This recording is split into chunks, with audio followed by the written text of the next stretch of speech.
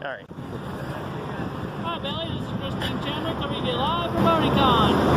You're an awesome dude, and you have an awesome day. You're better off than BillyWitchDoctor.com. He don't like giant chicken. Oh my God.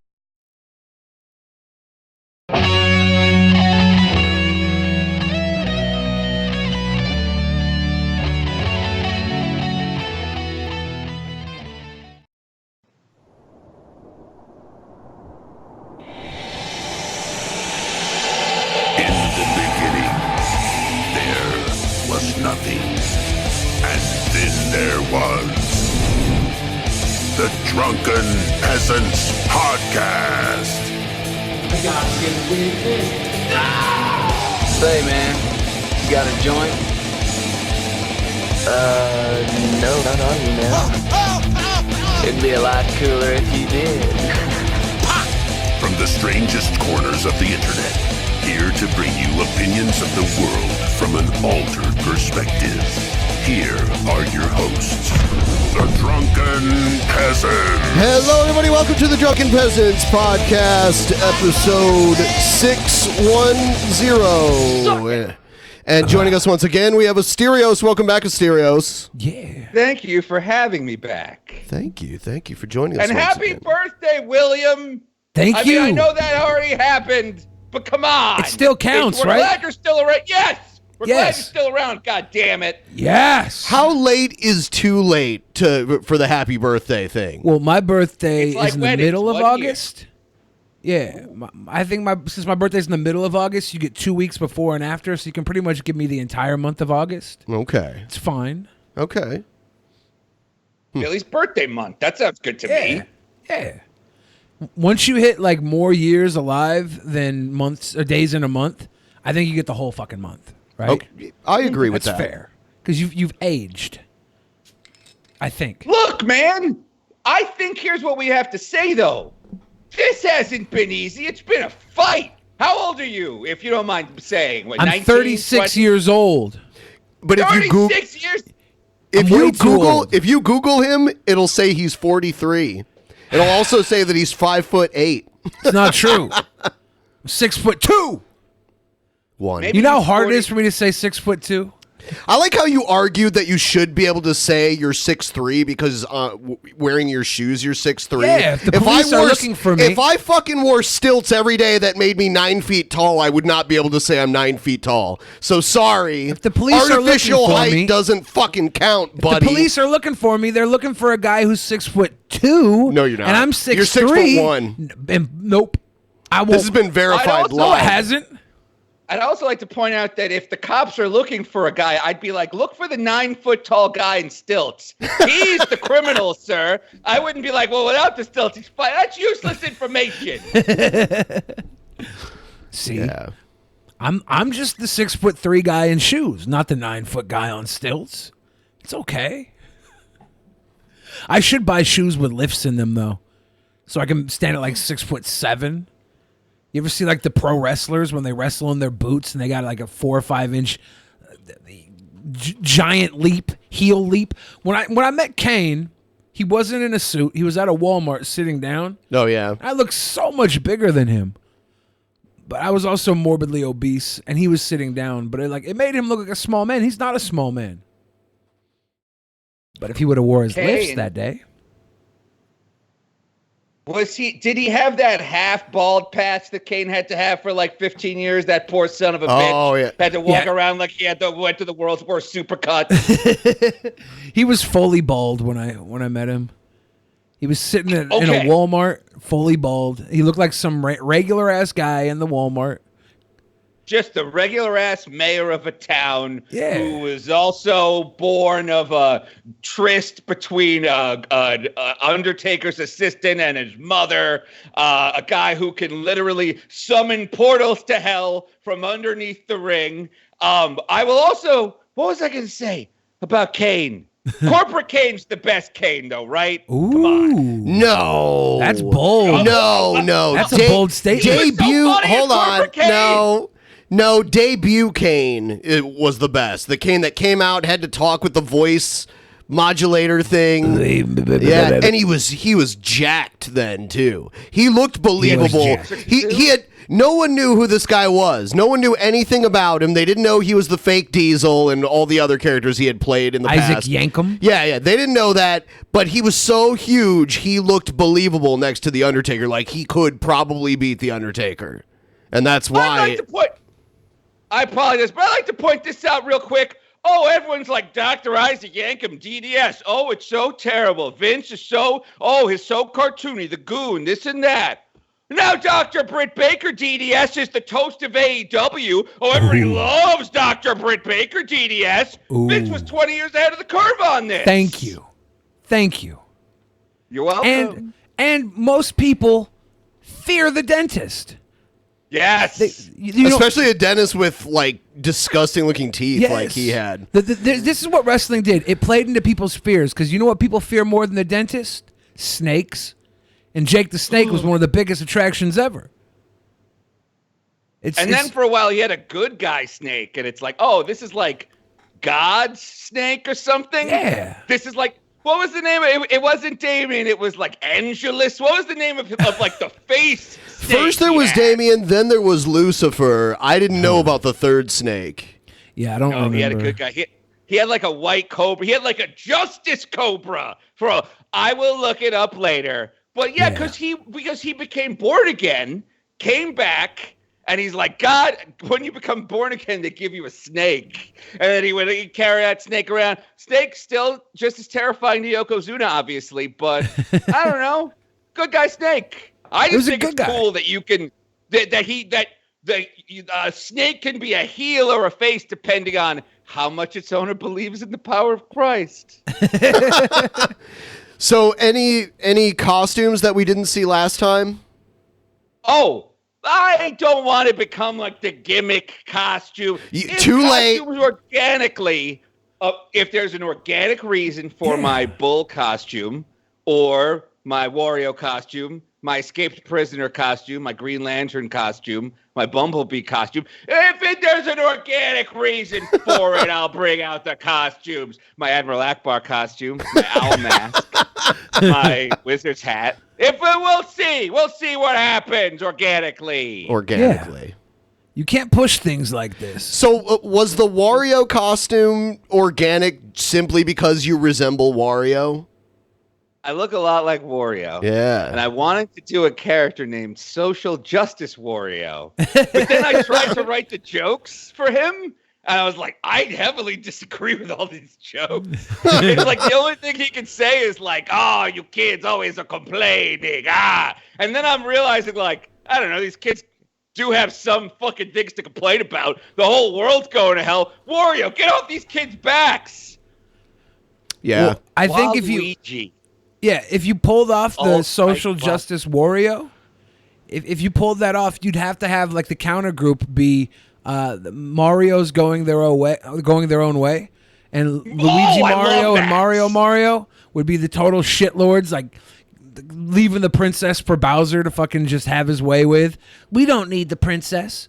We're going our own way. Like, what's that game then? If they're not chasing down the princess, do Luigi and Mario just like, I guess it's Mario Kart. They just go race around all day, have fun driving, doing bro stuff together. It's like Mario's Sausage Party.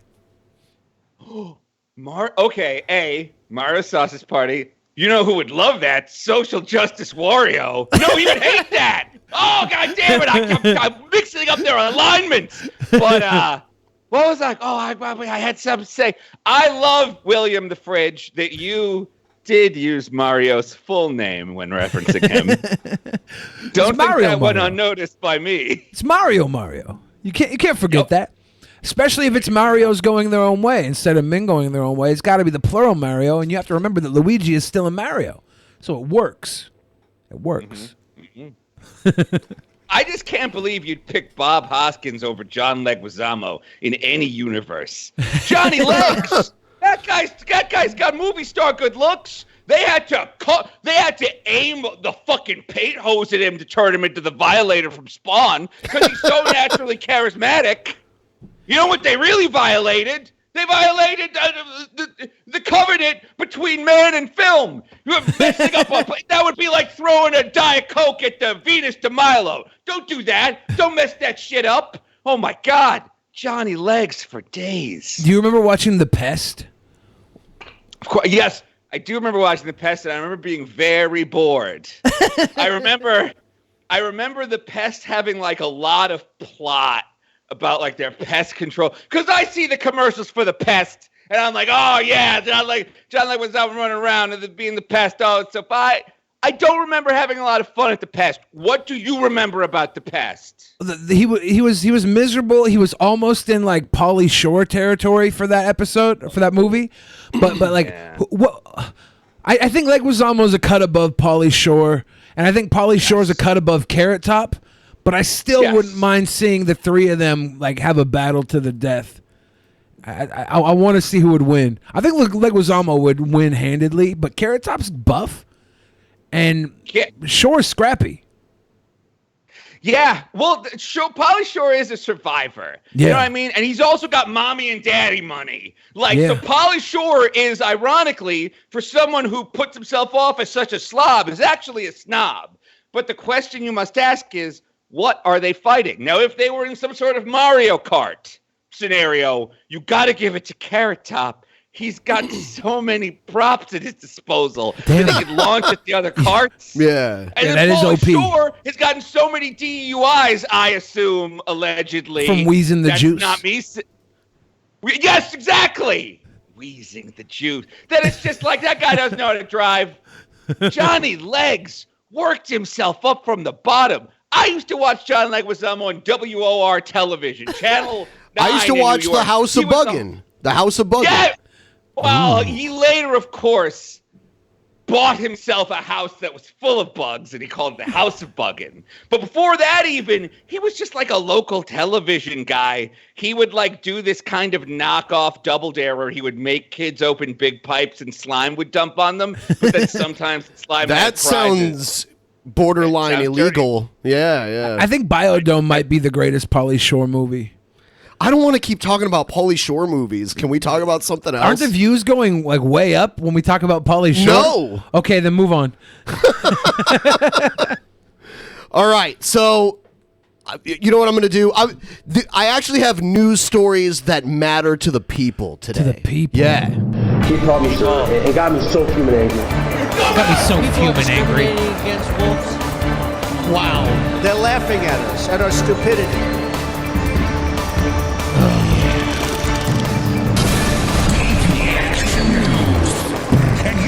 Better well learn to love it. All right, so the first thing we're going to cover really quick is YouTube is getting sued. YouTube is getting sued by two LGBT creators. LGBTQ creators, or at least two. YouTube. At least these two are amongst them. I know these two because they're friends with Jacqueline Glenn, and one of them, the one on the right, was on with Jesse Lee Peterson, and he made her rage quit. Oh damn! Yeah. After years of complaints that YouTube is unfairly censoring LGBTQ content on its platform, a group of creators has filed a lawsuit against YouTube and its parent company, Google. 5 LGBTQ channels have joined together for the suit, which alleges that YouTube has discriminated against them by hiding their videos, removing subscribers, and denying advertising. I do not believe this for a moment. If they're getting denied advertising, it has to do with the content, then they must be talking about something that would get any of us demonetized. I mean, to be honest, it sounds like YouTube. It sounds like what everybody blames everything on. YouTube does a lot of their stuff trying to be woke. I don't think that they're intentionally doing it because they're LGBTQ. But what I'm saying, all these things they're saying YouTube is doing, it's happening to me, and I'm not openly gay. You know? They say the platform unfairly targets any video tagged with words like gay, transgender, or bisexual, even when the videos have no mature content. The creators say YouTube's censorship, which violates the platform's own... And honestly, videos that don't have mature content are getting tagged all the time for non-gay stuff, too. The algorithm is in a flux that just sucks right now. It will trigger things for the weirdest, stupid fucking reasons. We don't know what they are. YouTube doesn't tell us. You get a little demonetization, like deal with it. We won't even tell you, why. I found out that you can write to YouTube, like on Twitter. You could tweet at them, or you can contact creator support if you have enough subs. And they can dig a little bit and tell you why your video didn't get approved for monetization. But it shouldn't be that difficult. You should be able to just go look it up. And it should tell you, like, at 2 minutes and 17 seconds, you said cunt. You know what I mean? It should be like that specific. If it's manually reviewed. Yeah. I will say that that the moment I upload videos now, they become flagged. Yes. Like, the moment they go live, I host a show called The Loudest Podcast. And so the only things in the tags are The Loudest Podcast and the name of the platform that uploads them, Podbean.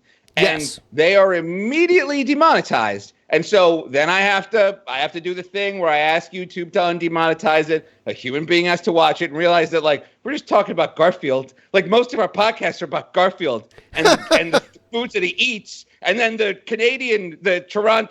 Torontonian Garfield-themed pizza restaurant, Garfield Eats, which I will be visiting next week when I go to Toronto. I love Toronto. Like, yeah, the T-Dot, baby. I love Toronto. It's so I love it nice too. up there.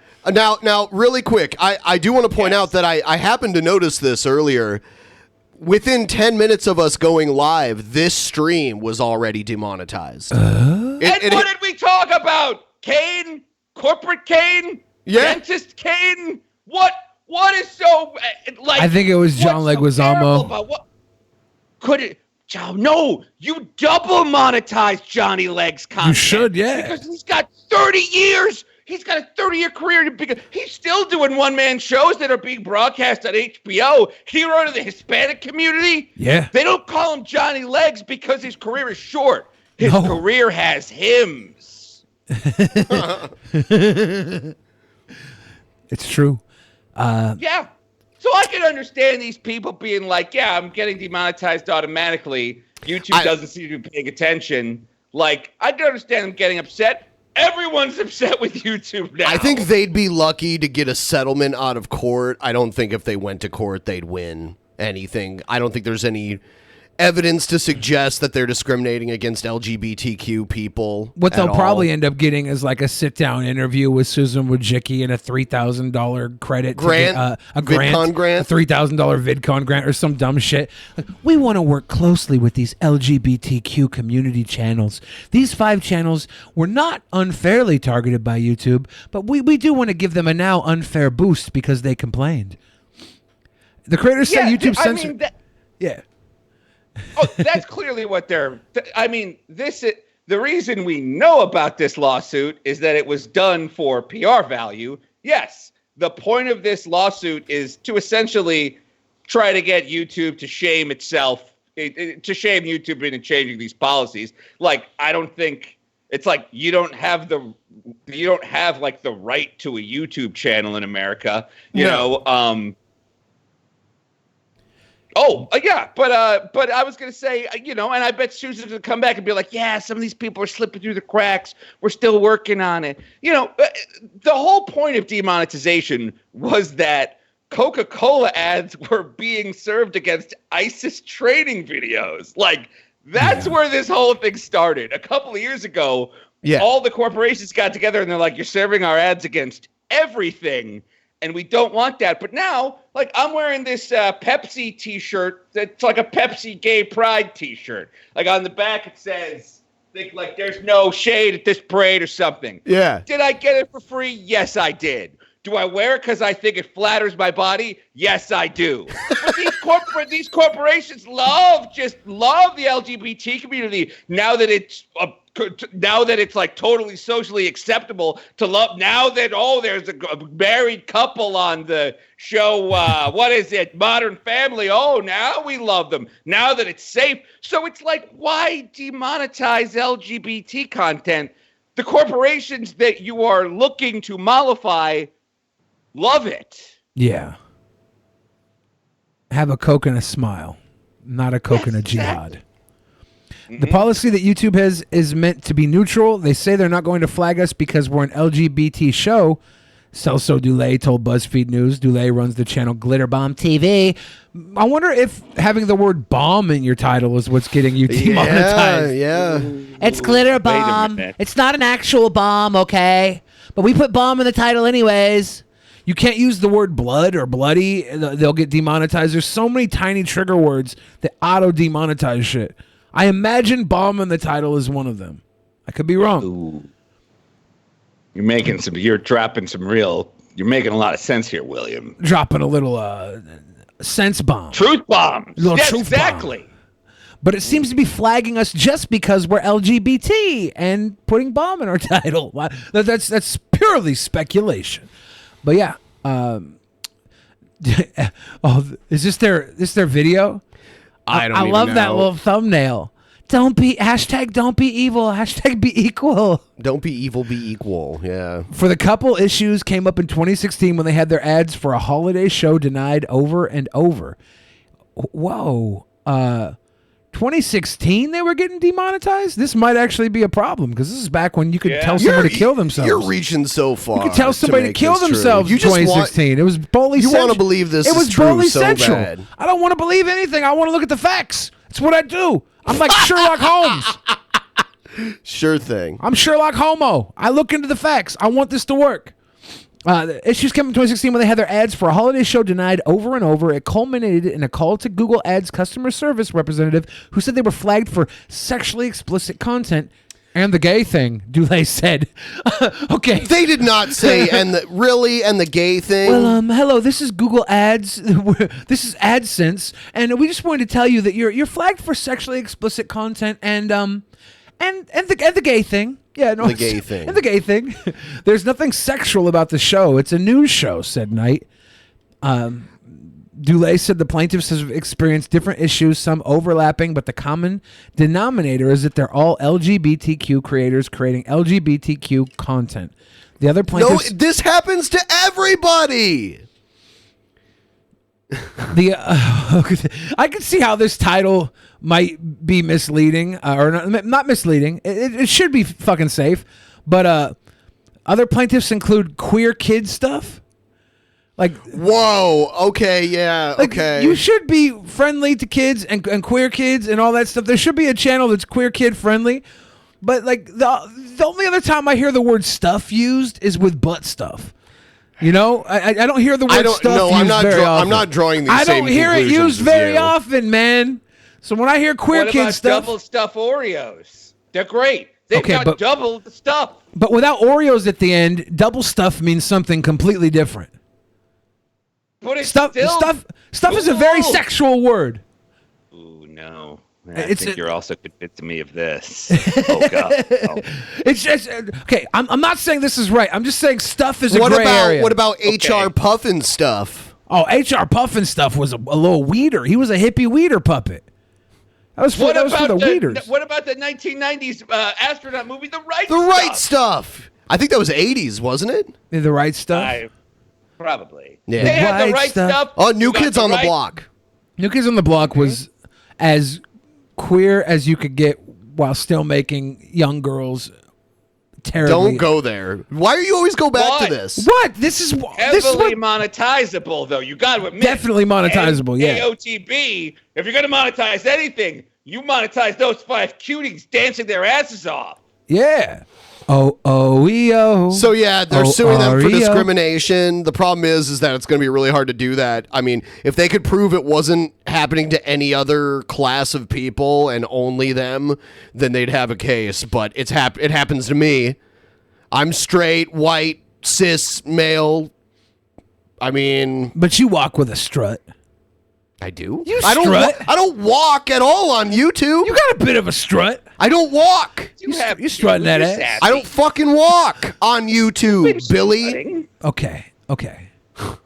But you do have a strut when you do walk.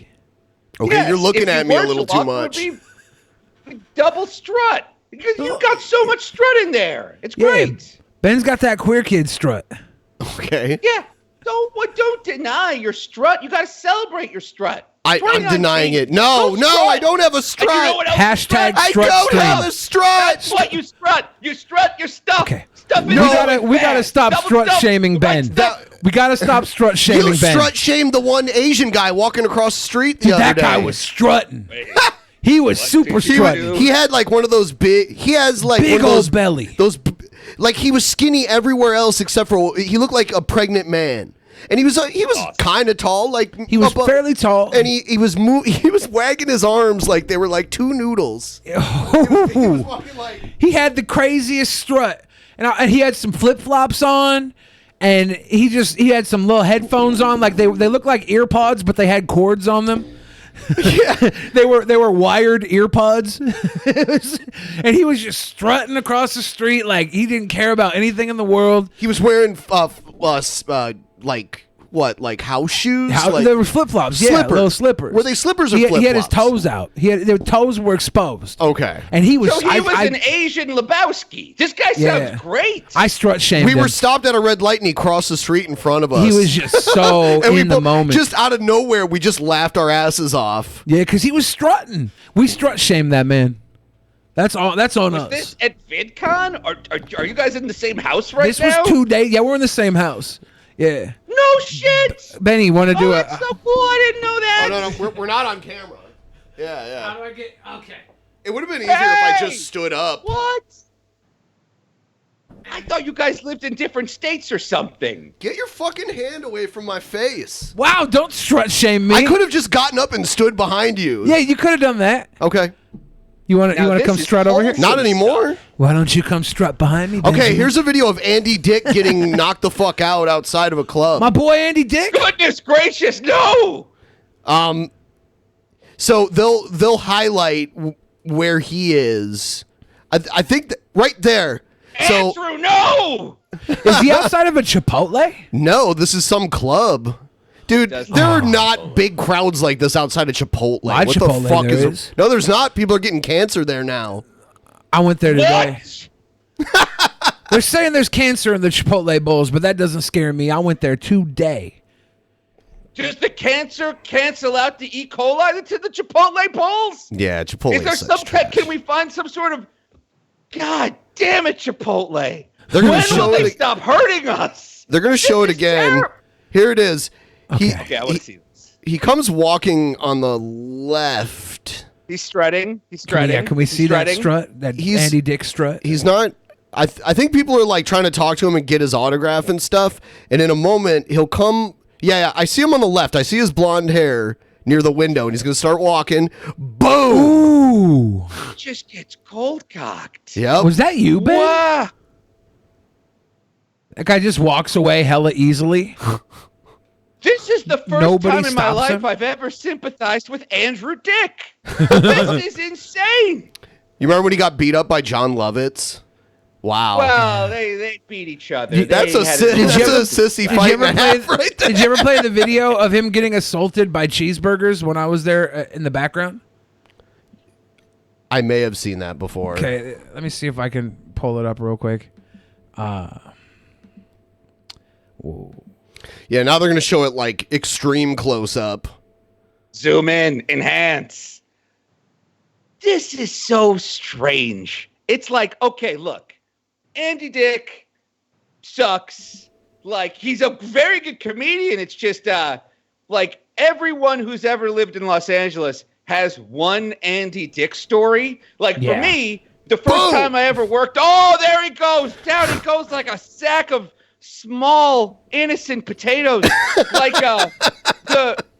the first time I worked on a television commercial, it was the first time I worked on an entertainment shoot. It was a grilled cheese eating contest where they found They found the photo of the Virgin Mother Mary in a grilled cheese sandwich, and then some company bought that sandwich and turned that into like a plate you could buy so you could make your own grilled cheeses at home. Yeah. And so Andy Dick was there judging the contest, and he pretended to shove grilled cheese sandwiches up his ass, and he was wearing leather pants, so it formed like this big, gross, wet spot on his butt, and it was my job to take care of him all day. So- and it's like, everyone's got an Andy Dick story. Did he try to blow you? He was real fucked up. Like, thankfully, we didn't have to talk too much. But everyone in Los Angeles has an Andy Dick story to the point where there's now a documentary called "Everyone's Got an Andy Dick Story." Andy Dick, yeah, there we go. Oh, of grabbing men's genitals, and he has done this before. Like, here's the thing. Here's the thing. Yeah, that guy walked away super chill. He snuck up on him. Like, that was. It looked like hardly anybody saw it aside from the people who were just right there when it happened. And this was in New Orleans. This wasn't in L.A. or anything like this. I sent you an email, or I sent you on Facebook the video of Andy Dick getting assaulted with me there. So here's the story behind it, though. Yeah, I'll get this. The man whom comedian Andy Dick accused of assault in New Orleans said the comic groped him before the attack. David Hale, 46, who was jailed Wednesday after allegedly sucker punching the news radio veteran early Saturday morning, alleged Dick grabbed his genitals before he hit the actor in retaliation. Law enforcement told the Times-Picayune New Orleans Advocate. Okay, Andy Dick did not grab his genitals within like any sort of period of time for the retaliation. This guy had a lot of like meditated time to punch him in the face. So like maybe he grabbed his genitals. I'm not saying he didn't, but there was a whole lot of time for him to think about it. He does have a history doing that. Hasn't he gotten fired for doing that kind of shit? But but this is one of his go-tos. Is he'll like if he's in an Uber pool with you, he'll grab your boobs or something, and he thinks it's very, very funny. Yeah. According to this article, it happened at a night spot called One-Eyed Jack's. Isn't that in Twin Peaks? Have you guys ever watched Twin Peaks? That was the name of the like sketchy bar where all the prostitution and murder and shit went on. Yeah. Hale said he watched the comedian that Laura Palmer worked at. Yeah. Yep, she was a prostitute there. Spoiler alert. Hale said he watched the comedian's show at the French Quarter night spot One-Eyed Jack's on that night and was saying goodbye when the comic groped him. Hale reportedly became incensed and Dick winked at him, which led Hale to punch him, the sources told the outlet. The New Orleans Police Department would not confirm the report on Hale's allegations on Wednesday, and representatives for the comedian did not immediately respond to the Times request for comment. If someone grabs your dick, I feel like you have the right to punch them in the face for grabbing your dick. But I don't know how long you can wait, right? How long can you wait until after they grab your dick? We didn't see how long it was. We know that Andy Dick was talking to other people for a while. He might have been in that group of people and then walked away. Oh, yeah. There was a lot of build-up time. Oh, I apologize. No. I have another problem with this, though. This guy went to go see an Andy Dick stand-up show, which is essentially like sitting in the front row at SeaWorld and then getting complained that you get splashed on. You're in the splash zone, sir. You're going to get splashed. Yeah. You can't go seek out Andy Dick and then complain when he grabbed you in the You're junk. in the dick zone. Yeah. Now I'm on Andy Dick's side again. Wow. This is classic Andy Dick behavior. It's not very funny, and he does it a lot. Like, you have no expectation of Dick safety at an Andy Dick show. I'm putting that out there. Yeah, he tried to, he really wanted to blow Billy's friend Joe. Joe Blow. Yeah, he had a big thing for my friend. He actually gave, he gave us tickets to go down to Eugene, Oregon, where our friend Jeff Holiday lives. This is before I ever met Jeff Holiday, but he invited us to go down to Eugene, Oregon for a show just so he could give Joe, my friend Joe, a blowy or whatever, or kiss him or whatever he wanted to do, maybe bang his little boy. But I don't know what it was. But my friend Joe ducking me? My friend Joe backed out. He was scared, and Joe's notorious for not backing down from things, but even he couldn't handle the Andy Dick. Is this the video? Yeah. Here's the video from, I guess this is battle cam stuff. Ready or not? I'm ready for my fucking. There's my big ass. Here we go. Oh, here he is. I hope I can beat the shit. No. Yeah. Please. Take it easy. Yeah. That's me. I know. Take it easy. Take it easy. Take it easy. Very good. Take it easy. Such choppy, yeah. And this guy just starts pelting Andy Dick with cheeseburgers. God damn it, Ross! It's coming. Where's my fucking burger? God damn it! God damn it! He was like, he wanted to fight Andy Dick so bad, didn't do it. Pussy. I mean, it was on live TV, right? He would have gotten arrested. Yeah, he ended up getting his ass kicked on live TV like a couple hours later. And the other guy didn't get arrested. The other guy got away. It was nuts. Motherfucker. Don't threaten him with a good time. Yeah. I know. What a welcoming party. Oh, he's groping you. He groped me. He groped you. I should have knocked him the fuck out. And he didn't grope me. He groped me. Yeah. Look how tall I look. Like Andy Dick is like, he's 6'7", right? No, he's not. I think he's around 6'7". Interviewing you one by one. One by one. Billy lost all the fat on the bottoms of his feet and got shorter because of that. He used to be 6'7". I know. No. I need my fat feet balls back. No. Fucking can eat that. We have. Dude, I'm hungry. Yeah, he said. I don't think Andy Dick gets assaulted anymore. Could you imagine if you did get fat on the bottom of your feet? I go back up to 900 pounds just so I gain an inch in foot fat. Worth it. Okay, here's what I think we need to do with Andy Dick. I've figured it out. You can't say he's not talented and funny. He's great on news radio. Yeah. He's good whenever he works with Dino Stamatella. Like, the guy's got chops. News radio was stacked. News radio had a bunch of good people. Overpower. News radio was fantastic. He would, and look, you don't become one of the 4 cast members of the Ben Stiller show. It's Janine Garofalo, Emmy Award winner Bob Odenkirk, obviously Ben Stiller, and Andy Dick. Yeah, it's true. I enjoyed that. Exactly. You don't get there without having chops. I think that between televised comedy appearances, we should freeze him like they did with the Winter Soldier. Just like put him in a tube and just shut him down, wake him up when we need him to be funny, and then just put him back in there for his good, for our own good. Then we can all just focus on the art. What do you guys think? Instead of the Winter Soldier, he's the Spring Sweep Soldier. They'll pull him out during Spring Sweeps, put him on all the cameo appearances to boost ratings during Sweeps Month. That's how it works. Did I see correctly recently that you and Mumkey reunited for some Boomer Zoomer action? Did that happen?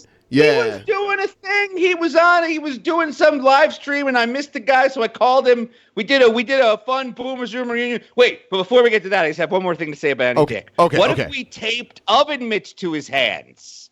Like, what if we put big oven mitts around his hands and then like duct taped them so he couldn't get them off? Kind of like a dog with the cone. How about boxing gloves instead? That might be better.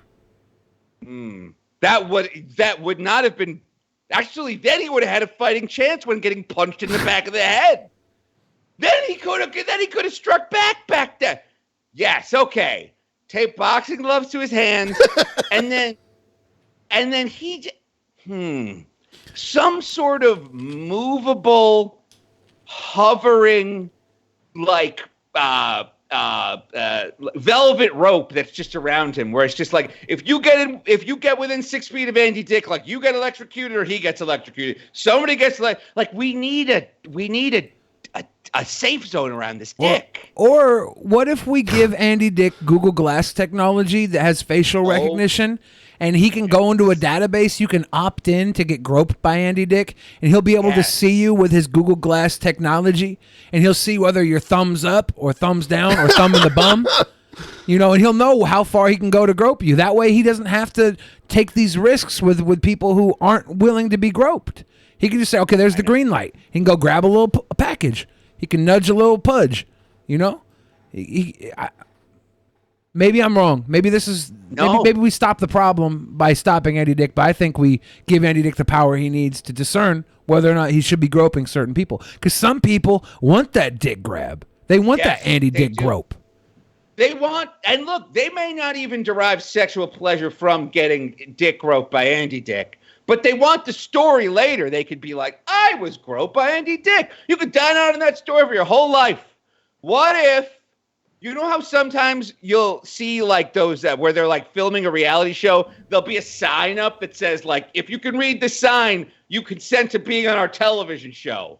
What about a guy follows Andy Dick around with a sign that says, like, if you can read the sign, you consent to being groped by Andy Dick. And if you do not want to be groped, vacate the premises immediately. Just treat him like a hurricane. Because he's not going to stop. If he was going to stop, he would have stopped 2 decades ago. I mean, society has to change. He at least would have stopped when he was accused last time. And there was, in the midst of the Me Too movement, he was accused of some shit on set of a movie, and everybody was like, well, Andy Dick is kind of known for this. You should have known better. And they're like, whoa, how did you survive that? I'm pulling up his criminal record right now. Okay, here we go. Arrests and legal actions. He was questioned in the suicide of actor David Strickland. He drove his car into a utility pole in 1999 and was charged with possession of cocaine, hit and run. He was arrested for indecent exposure in 2004 after he exposed his buttocks at a local McDonald's. He apparently exposed the breasts of a 17-year-old girl when he pulled down his tank top in 2008.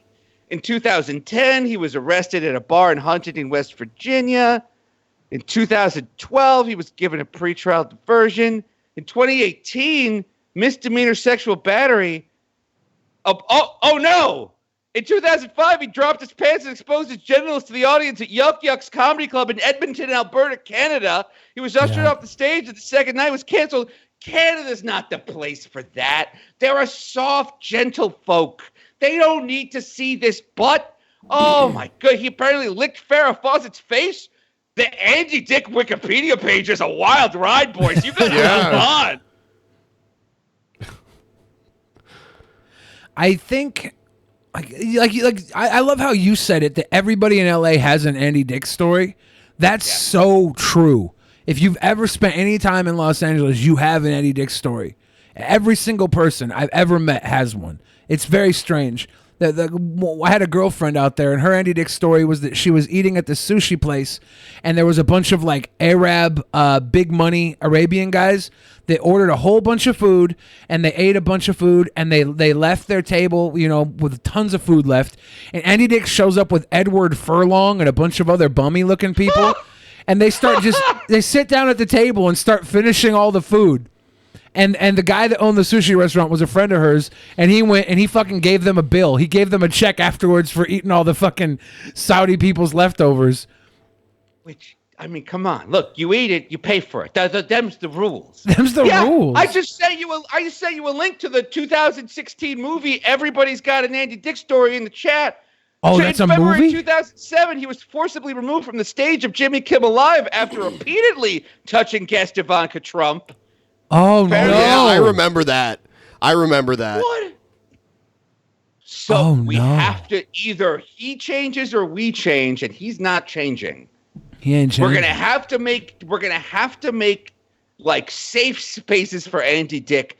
Like, we should put him on a reservation where he can be like watched and monitored. You know what I mean? He could just go and frolic and grope strangers. And like he'll think that he's in like a studio apartment in North Hollywood, and he can just like live out the rest of his life in comfort, safe for us, safe for him. What do you think, boys? I can't believe that we have enough audacity in this podcast to dare discuss 2 comedy titans like Andy Dick and Pauly Shore, like we've just been talking about them. Like, what was the Jury movie? Jury Duty? Jury Duty, yeah. Yeah. Was Andy Dick in that? Andy Dick and Pauly Shore. I didn't remember he was in Jury Duty. Yeah. Oh, no, it was in the Army now. Never mind. Army now? Never mind. Okay. Yeah, I'm going to move on to... Oh, actually, really quick before we move on, I want to talk about... So, Mumkey, like the last time we had you on, Mumkey was like at his lowest point, and now it seems like he came back. I'm glad. Yes. That was quick. Sure. Yeah, he's doing great. Yeah. I mean, like better than before. Have you guys right? seen what's happened today? No. Today, no. I didn't see that. Good. Was it the gallon of cum comment? Everything's fine. Yes, boys, you can sleep well tonight. No secret texts have been leaked between him and his ex, who is a pedophile. Like, it's everything. It's true. Ship shape on the good ship. Okay, never mind then. Yeah. Ship shape. I just want to pump her full of a gallon of cum and drive her to the airport. That's all I want to do. Oh no. That's all I want to do. God. Is that what he said? Yeah, it was a sweet boy. Asterios Asterios just went down a couple of floors. Hi. Hi. He's yeah, steps. Yeah, he's in his, I mean, that's a lot of. He's a little guy. I don't know if he can produce that much cum. Like he's talking about like he could damn well try. Gallon of cum. Have you seen him? He's like a short king. That's what the ladies call him. He's a short king. Like at the most, I'm gonna say he could probably make like a medium-sized Baskin-Robbins Sundae cup amount of cum. But he's out here saying he's going to make the Vermonster of cum. I think that's a bit rich, monkey, even for you. It's like when you go to Menchie's Froyo and they give you that little cup to like test the Froyo in. Yes, I love that. The little paper thimble or whatever that is. Yeah, you can have a little taster. That's any guy who can fill one of those, I think, is fine. Did you hear about the Epstein autopsy that his neck was broken in multiple places? And they are more consistent with homicide than suicide? Yeah, let's see this report. Epstein autopsy had several breaks in his neck bones.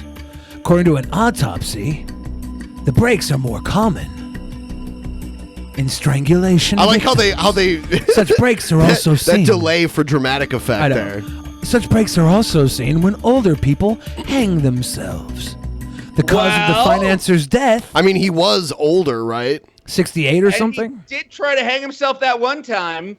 I mean, is it really older? Like, just because he's older than all of his girlfriends doesn't mean he's that old. That's true. He was senior citizen age. True.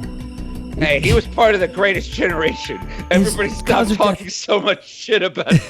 It's literally the greatest. God damn. Oh my God. New York City's chief medical examiner didn't comment. The DOJ is looking into whether two guards slept through checks of Epstein, 66 years old. Okay. I don't know, whatever the fuck that is. The pauses were way too awkward for me to read that is weird. Holy shit.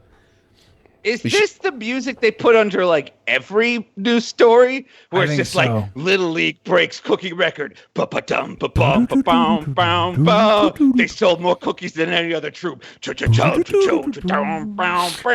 that? Some creepy music news. Did you hear that Israel banned two congresswomen because Trump doesn't like them? Yeah, the Omar. Wait, you don't want to keep talking about this Epstein thing? You want to move on to the ladies who got banned from the thing? Yeah, don't you want to talk about Epstein? Funny. I mean, what else is there to talk about? His neck snapped like a fucking Slim Jim? I mean, we don't know. Great. I don't know what to say. I know what to His say. neck Go snapped ahead. like a pop-o-matic bubble. Isn't that that's fantastic? Oh my goodness. It's like he had the ultimate chiropractic adjustment. Isn't that great? The ultimate chiropractic adjustment. That's not a good selling point for suicide. I think this adds to the allure of him being murdered. I want to see where it goes. This is just one more step towards that direction. Everybody on Twitter is like, "Fucking told you so, told you so, told you so." But they still like say that people on Twitter are dumb as fuck. But people on Twitter are also smart as fuck. I'm on Twitter. Yes, sometimes. I mean, what I like about today's news story is they're like, "Oh my God, we just heard the coroner's report. He had broken neck bones," and it's like. That tells us literally nothing because you break your neck when you hang yourself or you break your neck when Donald Trump and Bill Clinton both snap your neck at the same time, go shush to each other, shake hands, and then ninja vanish. It's just a way to like get people to click today. And I think it's kind of scummy of the news media. Yeah. But at the same time, like any scummy behavior, like going to a strip club, it's like, I know it's wrong, but I want more. I want more and more and more Jeffrey Epstein news. More and more and more and more and more. Everyone on Twitter also is like, I told you it was a conspiracy. Like all of us didn't have that opinion at the same time. That a guy under suicide watch in federal prison, like, that there might be foul play involved. It's like, he was under suicide watch, which I suppose means that they just watch him commit suicide. They're like, go, hang yourself, yeah! They've got the binoculars you have at the horse races. Yes, exactly, the ones with the stick. Yes, exactly. Oh, indubitably. Yeah, there's some fucked up shit happening here. But I like this about the Epstein story. It's bringing America together, because the Trump people say Clinton murdered him, the Clinton people say Trump murdered him, but everyone's pretty happy that like a huge rich guy pedo died. It's like it's like if you put all of Law and Order into a blender, Jeffrey Epstein would come out, played by John Larroquette. Like he's like the ultimate villain for our times. Yeah, just imagine John Larroquette being like, I've got so much money, counselor, you'll never catch me. Money never sleeps, counselor. I'll see you later. And then Sam Waterston's like, not if we see you first. And then he disappears. Kung Kung, he was found dead. Oh my God. And Ice-T was there last night. That's right. It is a crossover between regular Law and Order and SVU. Okay, I talked too much. You guys talk now. All right. The cause of death was Clinton-assisted suicide. Possibly. All right. Here's the story on the Democratic congresswomen getting banned from Israel. President Trump is reigniting his culture war with the Democratic congresswomen of color known as the Squad. They're not known as the Squad. That's what you try really hard to get people to call them. It's like the Squad. Yeah, it's a term manufactured by the media. It would be a terrible thing, frankly, for Israel to let these two people who speak so badly about Israel come in. And they have become, amazingly, the face of the Democrats. The president is now supporting Israeli Prime Minister Benjamin Netanyahu's decision to block Representatives Ilhan Omar and Rashida Tlaib from entering Israel. It's like the only two Muslims in the federal government. They've banned them from coming into Israel. Interesting. Their choices were very interesting. Tweeting, they hate Israel and all Jewish people, and there is nothing that can be said or done to change their minds. I don't know that they hate all Jewish people. Like, right. What about Mel Brooks? You put, there's what Omar and Tlaib should do. Make a list of the Jewish people they do like. Ben Stiller, Jerry Stiller, from Jerry Seinfeld. Jerry Seinfeld, George Costanza, just, if they came up with they're like, we do like some of them. Case closed. Let us into Israel. They'd probably get in right away. Just they walk up to the gates with a signed copy of the screenplay to Annie Hall. Like, they'll get in. This must be a misunderstanding. Disgrace. But that's not true. The congresswomen have never said they hate Israel and all Jewish people. The president's tweet came just before a statement from Netanyahu laying out his reason to bar the congresswomen, saying their plan is only to damage Israel and to foment against Israel. I think my social media statement pretty well speaks for itself. I feel that they are so anti-Israel, so anti-Jewish. Again, if other people made that statement, there would have been hell to pay. So, but I did speak to people over there. Yeah. What was the statement? Before the president's tweet, the White House denied Mr. Trump was urging Netanyahu to ban the congresswoman, saying that was inaccurate. Democrats are railing against the move. It's an insult. I mean, do they even want to go to Israel? Were they planning a trip to Israel, or is this just like, you can't come now? I don't get it. I believe they were going to go on a state visit. Okay. I heard that the Israeli government had some reservations, but I think what they said was, it's important for Congress people to come and visit Israel. I mean, the reason to have them visit is to increase understanding, and to give them an idea of what like the day-to-day lives of the Israeli people are, because like the day-to-day lives of everybody's hard, whether you're in Israel or Palestine. Like, so to uninvite them, it's just it's just a way to like win the news cycle for the day. It's a way to like look all tough and cool, but it's not. I mean, it's not like these guys are gonna. I mean, if you want Tlaib and Omar to like Israel more, banning them from Israel isn't going to help. Right. If you want me to like Pizza Hut, don't tell me I can't go. Because now I hate Pizza Hut. What do you mean I can't go to Pizza Hut? I want to go to Pizza Hut. I read a bunch of books. Like, I was supposed to get free books today. They're part of the Book It program. And then they're telling me to book it out of the Pizza Hut? That's only going to deepen my Pizza Hut resentment. The Book It program. Oh my God. Exactly. Yeah. That's my statement, and I'm sticking to it. Oh, yeah, Boys, what do you think? You did send me this, by the way. Yes, I told you. Yep. Everybody has an Andy Dick story.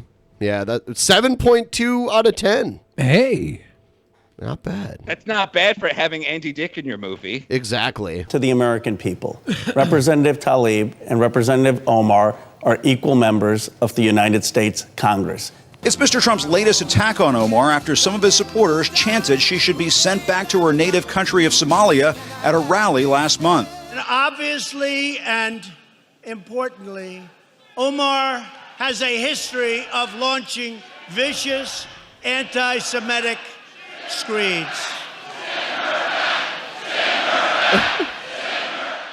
And she talked about the evil Israel. Yeah, this was like a month ago. It's all about the Benjamins. Not a good thing to say. In response to Israel's decision, Omar fired back, saying in a statement, "The irony of the only democracy in the Middle East making such a decision is that it is both an insult to democratic values and a chilling response to a visit by government officials from an allied nation." Both Omar and Tlaib, who is Palestinian-American, have drawn criticism for supporting a movement to boycott Israel over some of its policies. I can tell you they're all around. Yeah, there's this weird thing where if you're not okay with everything Israel does, then you're an anti-Semite. I've heard that claim come from people so much.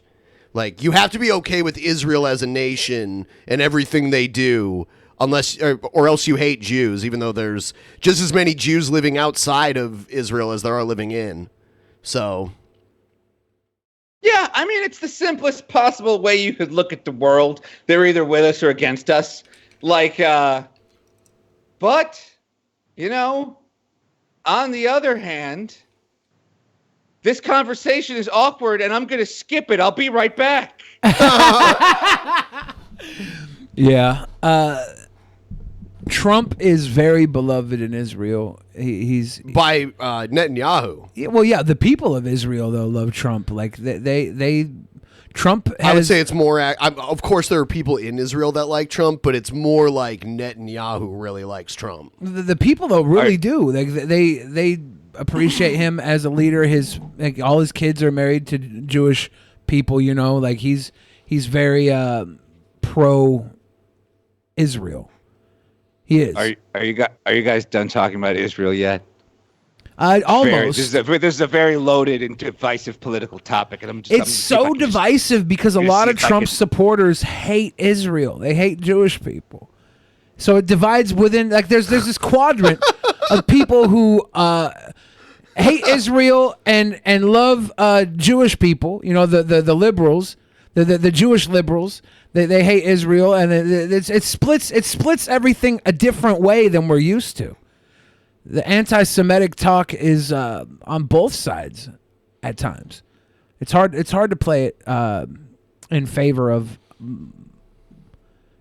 any one standing point.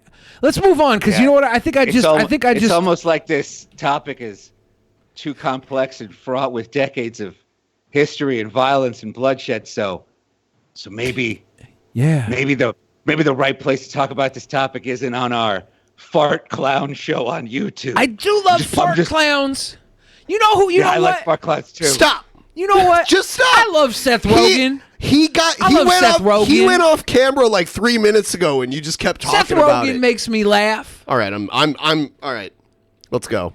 I like Jerry Seinfeld. He makes me laugh. Actually, he doesn't. I'm not going to play a video about this, but I saw Dale Earnhardt Jr. was hospitalized in a plane crash today. Oh, yeah? See, now we're talking. Okay, let's get to the yucks. Was he driving? Was he driving the plane? I don't think so. Fuck it, I'll play the video. We have a Fox News alert for you. Famed NASCAR driver Dale Earnhardt Jr. has been hospitalized following a plane crash in Tennessee. Trace Gallagher has the breaking details. Trace? And Dana, we can confirm that Dale Earnhardt Jr. was with his wife Amy and their 1-year-old daughter Isla and another passenger along with 2 pilots when that Cessna Citation, which is a 10-seat twin-engine plane, crashed at the Elizabethtown Airport in eastern Tennessee. That's in Bristol, Tennessee, near the North Carolina border. If you don't know the area, we're talking about halfway between Charlotte and Knoxville. The plane, by the way, if you see the pictures of their smoke, the plane had about 1,000 gallons of fuel on board, and authorities say a significant amount of that leaked, and you can see right there from the fire. As bad as that fire looks, we're being told right now that Dale Earnhardt Jr., his wife, young daughter, and all the passengers suffered only minor injuries. Good. There was some video showing Dale Earnhardt Jr. laying on the ground after getting out of the plane. They were putting a neck brace around his neck, but it appeared that he was lifting his head on his own. His sister, who's also his business partner, Kelly Earnhardt, tweeted the following, quoting here, "I can confirm Dale, Amy, Isla, along with his 2 pilots were involved in a crash in Bristol, Tennessee this afternoon. Everyone is safe and has been taken to the hospital for further." So everyone's alive, at least at the site of the crash, and it looks really bad. When is God gonna get this guy? Goodness gracious! He drives around in circles in a rocket car all goddamn day. Like he's flying around with 1,000 gallons of gas in his plane. How many gallons of gas do you need on this? What was it strapped into the seats over there? Was he like driving like a Texaco plane? 1,000 gallons of gas.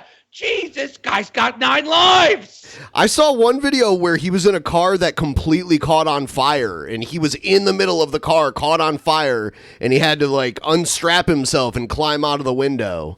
I heard he plays Pokemon Go while driving off too. the other drivers' bodies. Like, this guy's untouchable.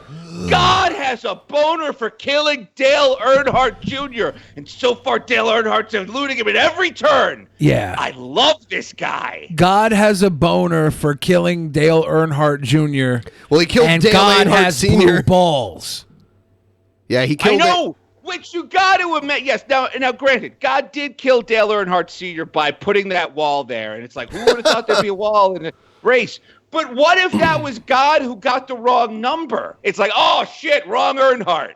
I was going for Dale Jr. and I got Dale Large. God damn it, says God. Somebody's J looked like an S on the death note. Yeah. Mm-hmm. It happens. That's what I'm saying. That's what I'm saying. You've seen those movies about the people who should have died but didn't, and then they keep dying in more and more elaborate ways. You know, the Star Trek movies. Those guys were so old by the end of it. Holy moly, Captain Kirk. Get a Captain Walker. I don't know. I don't have anything for that. But I'm just saying, it's just like, wow. Yeah, God really, the Earnhardts, I don't know what the Earnhardts did to God, but God has really got it out for them. Final Destination 9, the final lap. Yes! What about the Von Erichs? They got like big time fucked. Or the Hearts. I mean, there were more of the Von Erichs. The Guerreros? They weren't too bad. There were so many Von Erichs, and now there's literally only one of them left. Yeah, but if you count the people that married into the Hart family, that got pretty tough too. They got Owen, they got Davey. This was literally a group of brothers where there were like 7 of them, and now there's only one of them left. But they're also Texans. Yeah, I mean, yeah, you're let's start die there, spewing facts about them. I'm just saying, it's more likely a Texan dies than a Canadian. If you work in the insurance industry, I think you should all pay attention and learn that Billy the Fridge plays Pokemon Go while driving. This isn't my setup. I envy it, but this is not my setup. Driver contact. Pokemon Go up. While driving, while I'm in the car with him. This motherfucker cannot be doing. He cannot stop multitasking. He's always got to be doing something else while he's driving. You know how when you get on the freeway and there's like that curve you have to drive onto to get onto the freeway?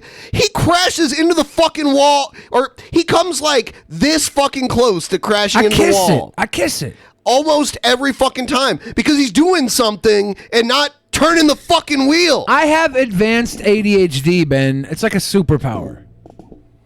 What if Dale Earnhardt Sr. was also playing Pokemon Go? Exactly. And he was like, "Oh shit, it's a shiny Snorlax, Dude, It's if there was slightly different color, I must have him." If there was a shiny Snorlax, it would definitely be a Dale Earnhardt situation. Driver contacted by State Patrol after found playing Pokemon Go on 8 phones. I'm pretty jealous. I've seen someone with a 14 phone setup. This guy's not as impressive. Was that on the bike? The Asian guy on the bike? That guy had like 40 fucking phones. Okay. He had so many phones. A driver contacted by State Patrol after he was found playing Pokemon Go on 8 phones Tuesday evening. The driver was already pulled over on the shoulder, which is only acceptable in emergencies. It was a fucking raid. All right. Right now, Rayquaza is available in a shiny black form. I'd say that's an emergency. If there's a Rayquaza raid, you can only reach on the freeway. Sergeant Kyle Tier Smith. 1 poke according to all of the attacker tier list. It's got the highest attacker tier.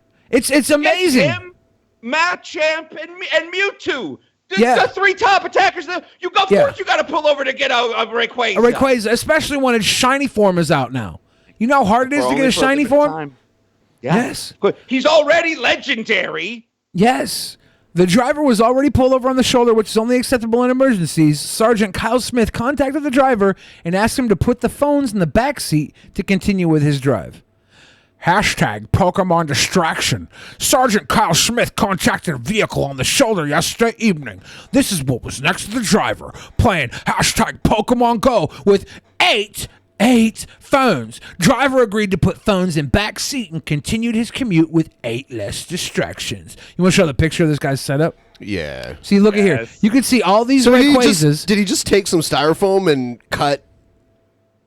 It looks like it's foam, but maybe not styrofoam. It Yeah, might like be foam. Yeah, malleable foam. Yeah. That's what I meant. He cut the little grooves out. So he's got a nice table that holds him steady. If you look at it, none of those Rayquazas seem to be shiny. So this is very bad luck for this guy. He got pulled. Did he get a ticket? I would think so. The cop because never said anything about the ticket. He just told him to put the phones in the back and go about his way. Well, he got lucky. Maybe he was like, life has given you a ticket because you are horribly addicted to a children's game.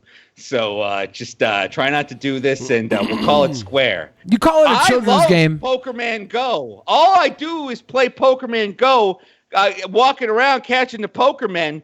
But every time I'm in a taxi cab, it doesn't work. I can't spin dick. Like it goes, you're going too fast. Like it won't let me spin the things. Is that like? I don't know how he got around that problem. Like, how do you get around that problem, William? You kind of have to just persist. Like you say, it's a children's game, but I know a lot of adults that, like adult virgins, that play this game still to this day because they can't have Forever sex. children. Yeah, yes, exactly. It's a sweet game for people who like to walk around and spin Pokestops and commit minor traffic violations. I like it.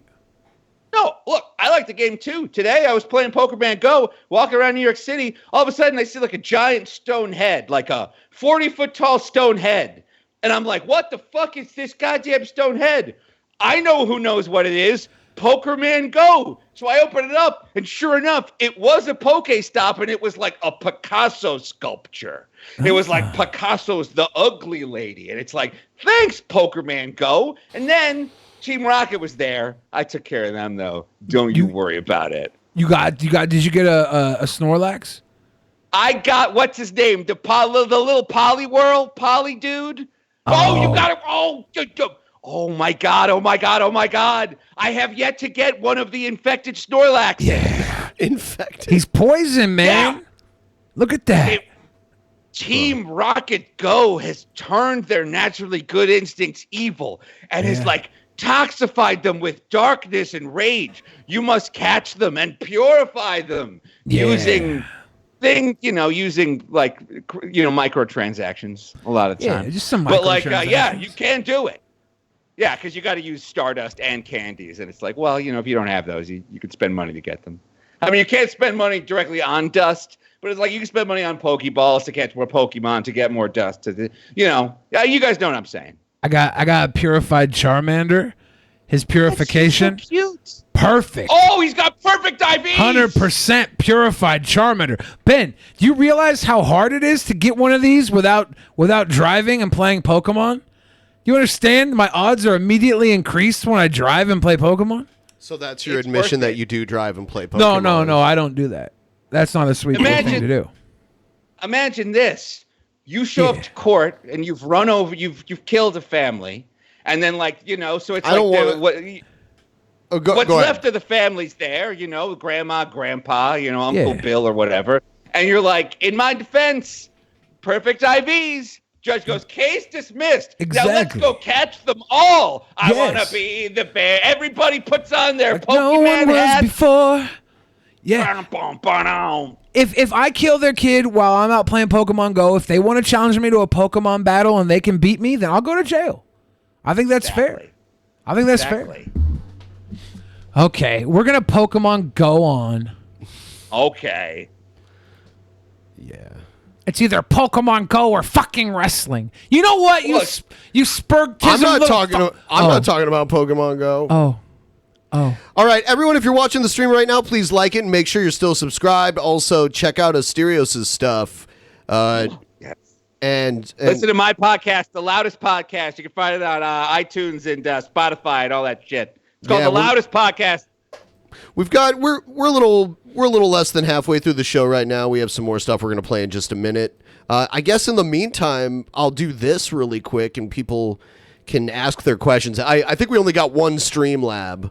Yeah, it was from Egghead. What did he say? Egghead said, geez, the Harlem Globetrotters left all of their shit at my house today. I don't know what to do with it. Thinking about making an eBay sale, but it smells like tuna fish.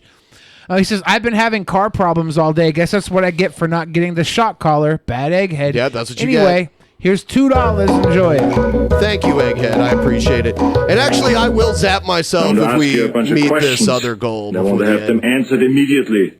And the Nail just said, sup, young Bill Fridge and Benny Boy. Not defending Epstein or anything. But I do understand pretty much the only way to shut up a Oh, my God. Nope. Anybody who saw that can finish reading it. Yeah, whatever. Yeah, go ahead. If you guys are in the fan chat up on the screen, feel free to fire away with some questions. I've been looking at the chat all day, Spec. I just haven't been responding to it. What'd you call them? What? Spec? Okay. Yeah. You know what the best Pokemon might be? Machamp, because he's a wrestler Pokemon. Machamp? Yes, he has his own belt. I'm sorry. It's a title. Yes. I'm never mentioning Pokemon Go again. I snuck that one in there. Where's Jeff? Jeff had to cancel tonight. Yeah. When it's Billy's tuxedo made of loose skin going to be finished? I don't know, man. Was that really you trolling Jared's Discord, or was it a Troll Ben account? Oh, okay. No, that was me. And I'm going to talk about that in a little bit here when we will talk about. How much can we Jared pay to make Ben and Billy French hug on stream? What's a French hug? I don't know what that is. A French kiss is when the tongues go into the mouth. Do the hands have to go inside of our bodies when we hug? Well, I don't know what that means. Why do we even bother? Doing it until you get their approval. I'll tell you why you bother, Bro Hammerino. Because it means a lot to me, and you keep me alive with your bothering. Your bothersome levels are that equal to John Leguizamo's bothersome levels in the movie The Pest. That's highly bothering. Thank you for bothering. Oh, another quick announcement. We do have a Discord. If you're not a member, please click the link in the description to join the Discord. And on Saturday, all of our $25 plus patrons are going to get to join us in the Discord fan chat.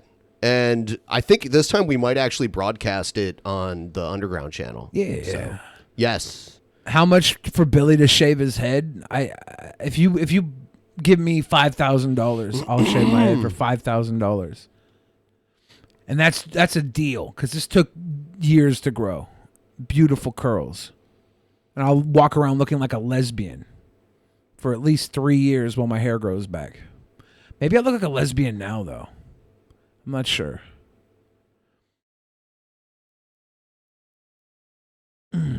How much to have both you guys give each other a sweet boy kiss?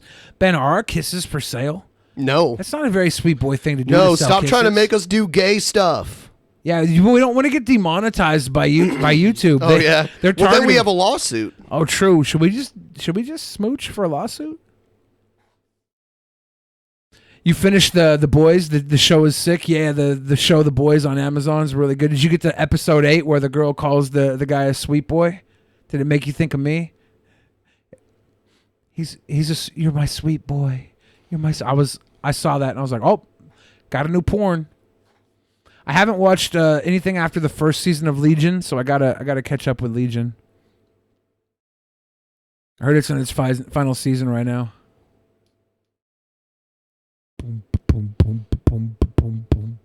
So, I have one of our favorite people. Jay Disco in the pleb chat asked, "Did Maddox We'll see. lost?" Oh. You know he did, goddammit. I want the Maddox as a Cuck album to win a Grammy. I know. We'll get there. What am I watching right now? This is horrifying. This is People are kicking each other's heads off. This is our intro to the Crazy People segment. Oh. All right. So this is one of our favorite people to watch. His name is Sherwin Stern. And he's going to talk. A lot of big time WWE fans are really upset about people liking AEW. The WWE marks. And Sherwin Stern is very upset about it. Now I'll be the first one to admit that we're in a weak era of WWE. The roster is watered down, filled with jabronis, filled with vanilla midgets, filled with guys who could fill the bootstraps of guys like Hogan, of even guys like Stone Cold and The Rock, and especially not the greatest of all time, John Cena. I mean, when you have Kofi Kingston as a world champion, even though he's a very nice guy, a very affable guy, I like him, but he shouldn't have been world champion. When you have a roster that's really good, Kofi Kingston would never be a world champion. Kofi's a wonderful champion. He's been having a wonderful championship reign. Taking away from Kofi is a stupid thing to do. Yes. Wait, did they do that? They better not. Well, they He's haven't like yet. the only. What? They haven't taken the belt off Kofi yet. Yeah, okay, good. He's like the only guy that you actually root for and want to see succeed. Yeah. He's like the only natural babyface I have seen in forever. It's like him and then Daniel Bryan at WrestleMania 30. Yeah. It's like, I don't know. Other than that, like. I was so on board. Likeable. I was so on board for Daniel Bryan WrestleMania 30. And then when he retired, I was like done with wrestling. I was like, fuck this. Yes. I'm done. And then to know that Daniel Bryan would come back a couple years later and I would be rooting against him was like an amazing thing for me. Because I would never root against Daniel Bryan, but then he's going against Kofi at WrestleMania and I'm like, what? He was all but retired a couple years ago and now I'm cheering against him for Kofi? That's good TV. But and he's saying, I didn't even watch SummerSlam. Like this is the first SummerSlam I haven't watched. Like if I don't watch it, it'll be the first one I haven't watched since the original SummerSlam. So it was fine. It was all right. I mean, it was bad on paper. Like I remember like all the matches. I was like, I don't want to see this. I don't want to see this. I was like, I definitely don't want to see Brock Rollins again. And then I saw it and I was like, no, I was wrong. This is good. This is entertaining to watch. Like it's weird. It's like great. This SummerSlam was like greater than the sum of its parts. As bad as WWE. I was just like, KO, KO and Shane. Like we've seen that match before, but it was good. It was like, no, they did it. I'm tired of Shane McMahon being like one of the top wrestlers. I'm sorry. I'm just tired of it.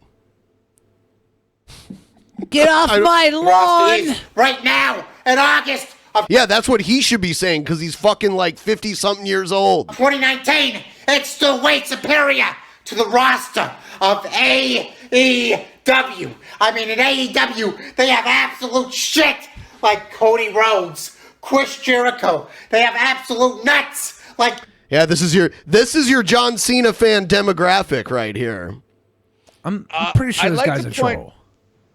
I'd like to point out that the only difference between this guy and us is that we have better radio voices. We speak about wrestling with the same exact intensity. Yeah. We have better camera angles. We know not to wear a fedora.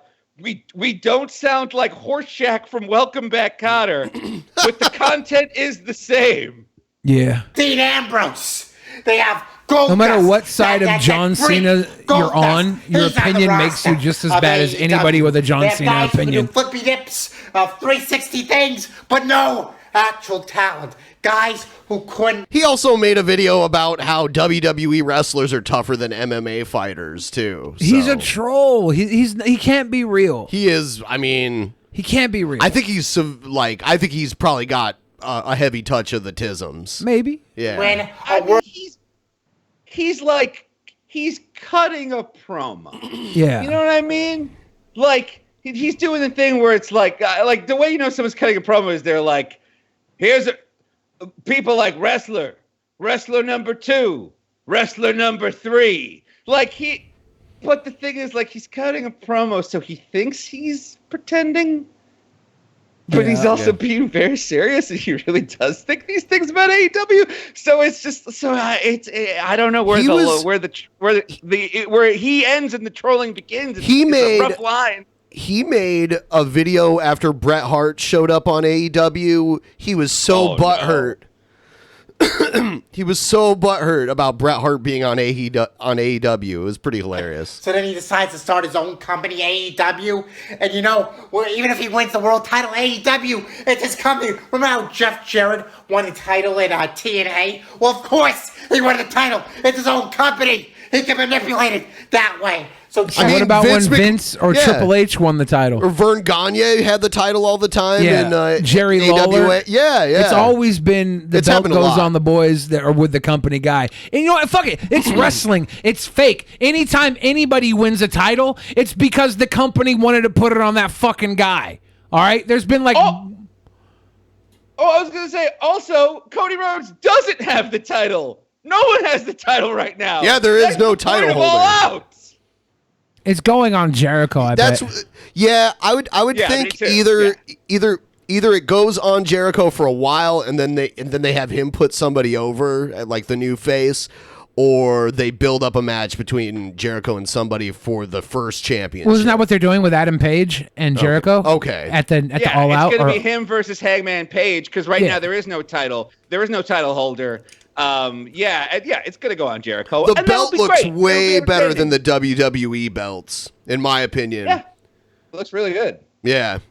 Jarrett was always a bum. Cody Rhodes is a bum. Goldust is a bum. I mean, Chris Jericho always was a bum. He was always a bum, a little vanilla midget who never had the talent to be a true world champion. And the only reason why he won the... How can you say this? He's trolling. Was he cheated the entire He's night. using a Kevin Nash term, vanilla midget. Vanilla midget. That was Kevin Nash when he was talking about Benoit and Malenko and Malenko and Eddie Guerrero. He called them all vanilla midgets, and it was to trigger people. Like, obviously, Kevin Nash didn't disrespect those guys on a wrestling level. He was just like a body guy. They were guy. way better wrestlers than him. Yeah, but he was 7 foot tall. They could never be what he was. Look and at he Billy could never the be Fridge. what they were. Once again, embellishing the height of people. Okay, 6'11". Yeah, 6'10". Well, I mean, you love putting people down an inch because you know that if you went down an inch, you'd be subpar human. I am in no way. You have to hold on to your 5'9" status. So it's your contention that people under 5'9" are subpar humans? Yeah, of course. Okay. They shouldn't exist. Wow. Short people got no reason to live. Wow. They at least shouldn't be allowed to Tinder date. We can all agree on that, right? There's got to be a height limit for Tinder. There should be a height limit for Tinder. Well, I'm not going to use Tinder Grindr anyway. can be open if you want, because tall girls or short girls are for tall guys. Tall girls are for tall guys. And short boys get short boys. I'm pretty sure that there are some people that are 5'8" that could probably flex your ass. I mean, easily. Maybe like 7. There's probably 7 on Earth. Okay. Sure But thing, the buddy. Is, I mean, the thing is, you wouldn't see them coming because they're so tiny. So, like, they're Yeah. always eating. How tall are you, Asterios? 6'4", 6'5". Are you really? No, I'm thinking 5. My guy. 5'10". Yeah. 5'10". Oh, yeah. No, you're 6'5", Asterios. You're 6'5". I'm 6'5". You know, I'm 6'7" in shoes. I identify as a 6'5" human being. Okay. And no, women under 5, short women are not subhuman. This only counts for men, guys. Come on. Women This are is in a when league Billy of their makes own. his fucking ridiculous Women are in a rules. league of their own. I'm going to play someone more sane than Billy now. Oh, no! He's If not I don't naked. have any- I made sure. any dog food, these little ones, they bite my titties. These little ones, they bite my titties. This dude lives in the hills of Northern California, and he's naked a lot of time. I guess he put shorts on here because he was filming the video, but like a lot of times he's filmed like waist up, and you could tell he's probably naked. His name's G-Time Johnny, and he's interesting. He's an interesting guy. Real quick, Sar says, I didn't know I was subhuman, Billy. I'm going to break kayfabe for a second. When I said anything under 5'9" is subhuman, that's because all you little shits troll me all the time and call me 5'8". Why are you so sensitive? I'm breaking it for Sar because he's like, I didn't know. I was subhuman, No, I'm saying, Billy. why are you so sensitive about your height? It's a fucking joke. You're so insecure. It's a about joke. it. I'm stopping now because I said subhuman was 5'8". Anything below 5'9", because everybody says I'm 5'8". I'm trolling back. Yeah, I'm trolling back. The reason why so many people are saying that is because that's average height. So you're gonna find a ton of fucking people that are that height. Yeah, but Google says I'm 5'8", and everybody's trolling me with it. That's fucked up. I should sue Google. It's I should funny sue that it's Amazon. Google. It's on my fucking By the IMDb page. By the way, Conor McGregor 5'9". I don't want anybody out there thinking I really think people who are 5'8" are subhuman. It's because you fuckers are calling me 5'8", so I'm saying it's subhuman because I'm fucking tall man master race. Damn, my That's the blood joke. pressure's going up That's because the of all joke. the salt in the That's air. the joke. It's no salt. I'm worried about people's The feelings salt right now. level in the room has risen so much. I have the most empathy in the world, and I feel bad. I'm 'cause so somebody out fucking there- modest. Somebody out there's hurt by what I said. I didn't mean Let's to hurt listen you. to G-Time Johnny nursing fish. Now look, The before biggest we titties. continue, I will say this. I will also break kayfabe. If you are less than 5'8", no, you're not subhuman, but you are what science calls a manlet, like a tiny Is that a little scientific short little term? guy. Like there are jobs for you, like cleaning chimneys or working in Santa's workshop. Great, fantastic job. You know, being put in chimney, tossing chimney, contests chim chim or chiroo. Or what are the other short guy songs? Oompa loompa. I don't think. Doompity Pretty doo. sure Dick Van Dyke sung Chim Chimney, and I don't think he was short. Well, he wasn't short, but if you want to be a chimney sweep, yeah, you got to be small. You got to get up because today's modern micro chimneys need. I don't the think short being kings, as you short call would matter. them. I think being thin would everybody matter. knows short people clean better. Chimneys are usually very tall, right? Yeah, but that's why they got Okay, short shut the people in fuck there. up. Shut the fuck up. Okay, let's watch this naked guy talking about being bit on the titties. I could probably sit there and they'll go do it. Here's one. Hi, baby. God, this is great. Got it. He starts This putting the is, food I on his mean, nipples. I've petted a couple of them, but I always take care of the babies because babies are the grocery store. I just wish What? that in our species, babies were at the grocery store. What? Because it's like we make them into words. So Let's unpack this. all is going well. I've got the book laid out so I can write it passionately and with purpose. Yes, Excuse me. Asterios. Yes. Can we talk about Israel and Palestine again? Is there any chance we could maybe talk about that decades-old ethnic conflict with no easy answers? No, you asked for this. And it feels good. And so I just wanted to give you this little. That's what I love. It's just being one with all the critters in the world. I even said this before. I used to say, well, trees are the first You're really not supposed to touch fish, by the way. Like, if you don't plan on eating them, you want to keep them alive. Fish are not really meant to be, like, literal pets. You never pet a goldfish before? You're not really supposed to. Touching them is actually bad for them. Oh. Like the human oils in your skin and stuff, it's not really good for Do you them. think G-Time Johnny has any human oils left? He's out there naked in the woods all the fucking time. Oh, I bet he's covered in human I think oils. He's acclimated. Yeah, you usually get rid of them when you shower. So that's a very good point. Yeah, That's a very good point. Let's see here. What else do we have here? Oh yeah, I found this really crazy guy who just records these really short videos of him yelling at people. Here's the first one I found of him where he gets mad at his clock radio. Look at this. You can't even get a clock radio to work the right way. You're gonna change the system. That's one channel. The other ones are useless. You can't program it. Oh, that's a channel. Here, there's another channel. Look at this. Oh yeah, that's great. And it's basically just does not. By luck, we got that one. So this is the level of intelligence we're dealing with here, and here, like, he just goes around and yells at people on the street. It's, I don't know. I found it irritating. Oh, here he's mad about This thing has been running since his before stove. 10 o'clock. It's still not temperature. I can put my hand over this thing, and it's like barely warm. He's down there using sensors to fuck up this thing. So I can sit here and keep burning gas and crying and filling the house with gas. Because whiny little nigger, the landlord, wants to be a What the fuck fucking did he pet. say?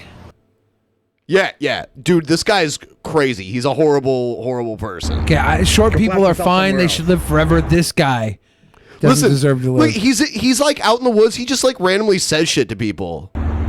Go flash yourself somewhere else. Here's him. He just finds like random women and tells them they need herpes. Or no, this guy. You want to suck my dick? Is that what you want? Yeah. Oh, okay. Yeah. I'll let everybody know. He's like, yeah. Let's go follow I like some that queers guy. around.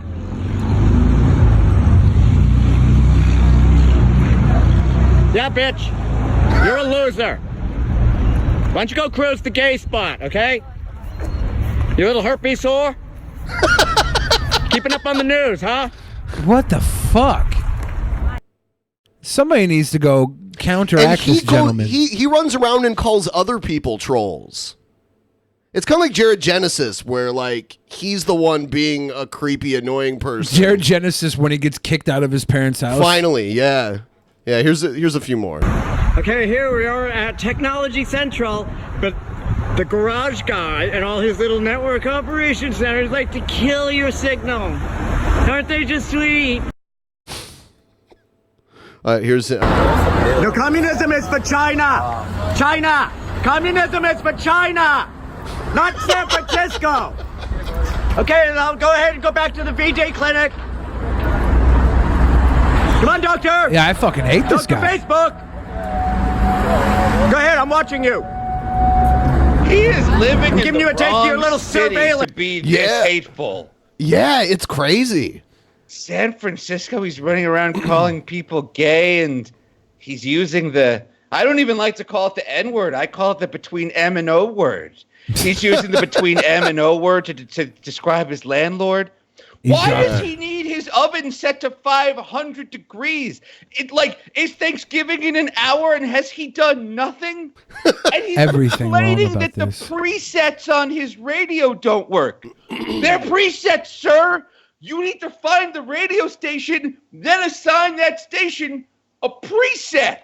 He thinks the whole world is fucked up when the problem is he's the fucked up one. If you don't mind me saying.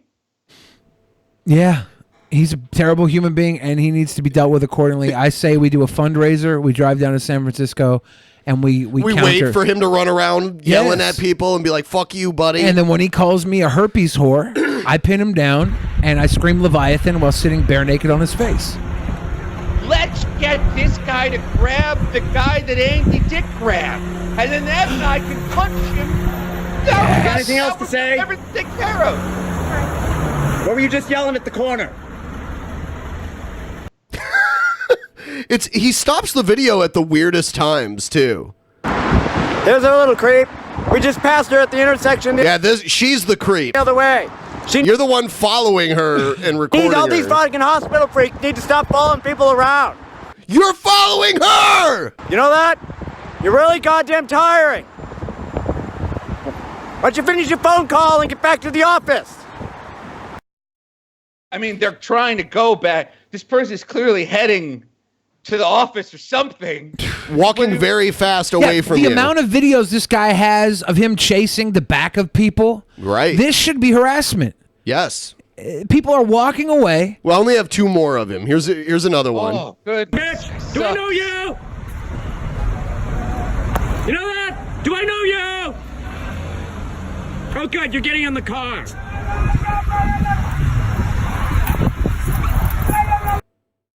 Oh, good, you're getting in the car? But this is San Francisco. To be fair, San Francisco is filled with insane people that are constantly yelling. Seattle's like that, too. Yeah, so I'm wondering, like, why is everybody being so chill about this guy? And it's like, oh, it's San Francisco. Yeah. This is the 9th crazy guy with a camera yelling at them that day. Oh, man, yeah. San Francisco is full of, like, safe tech people who won't get in the way of anything. They're just going to make their hella money to pay their hella rent, and then the most obnoxious fucking people ever. And some of these people, they're not meant to be obnoxious. They just somehow survive in a city where they can't afford to live, but they live there anyways. So they're bitter and they're angry and they're taking dumps in the middle of the street.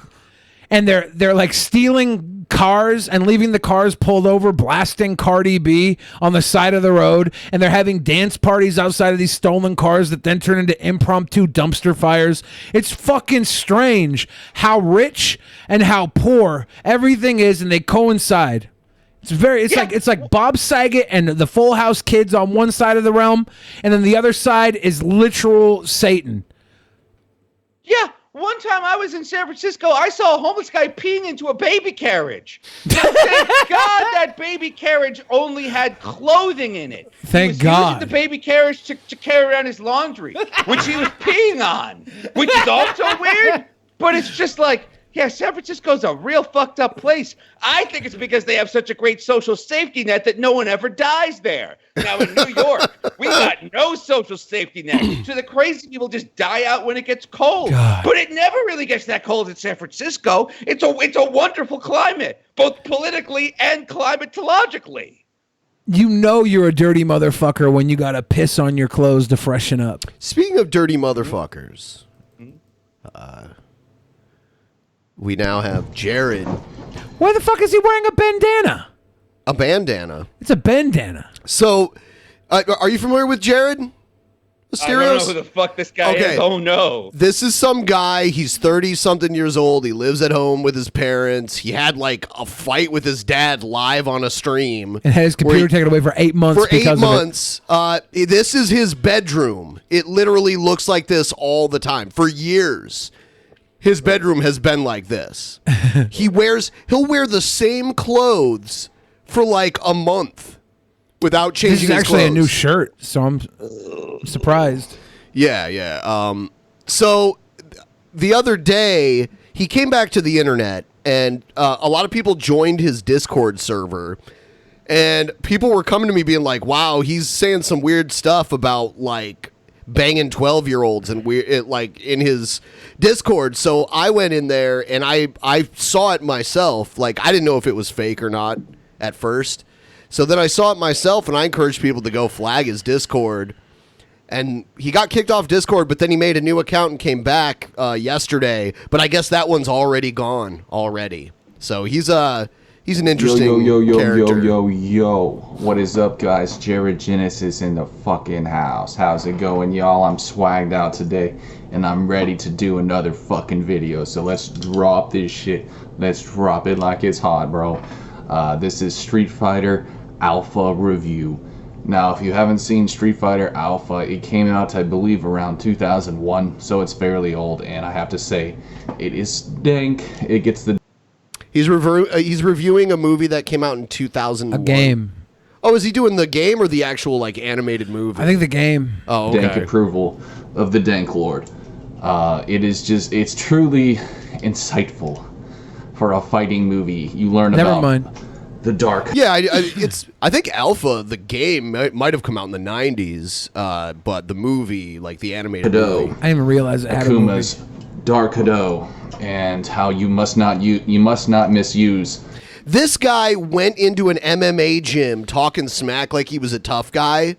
So the guy who ran the gym paired him up with one of his best students, and I guess Jared, and this is all documented.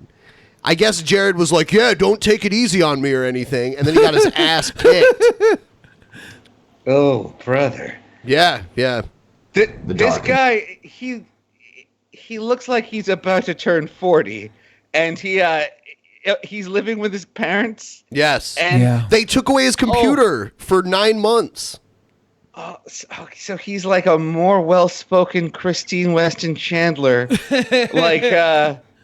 Yeah, this is. Did you see?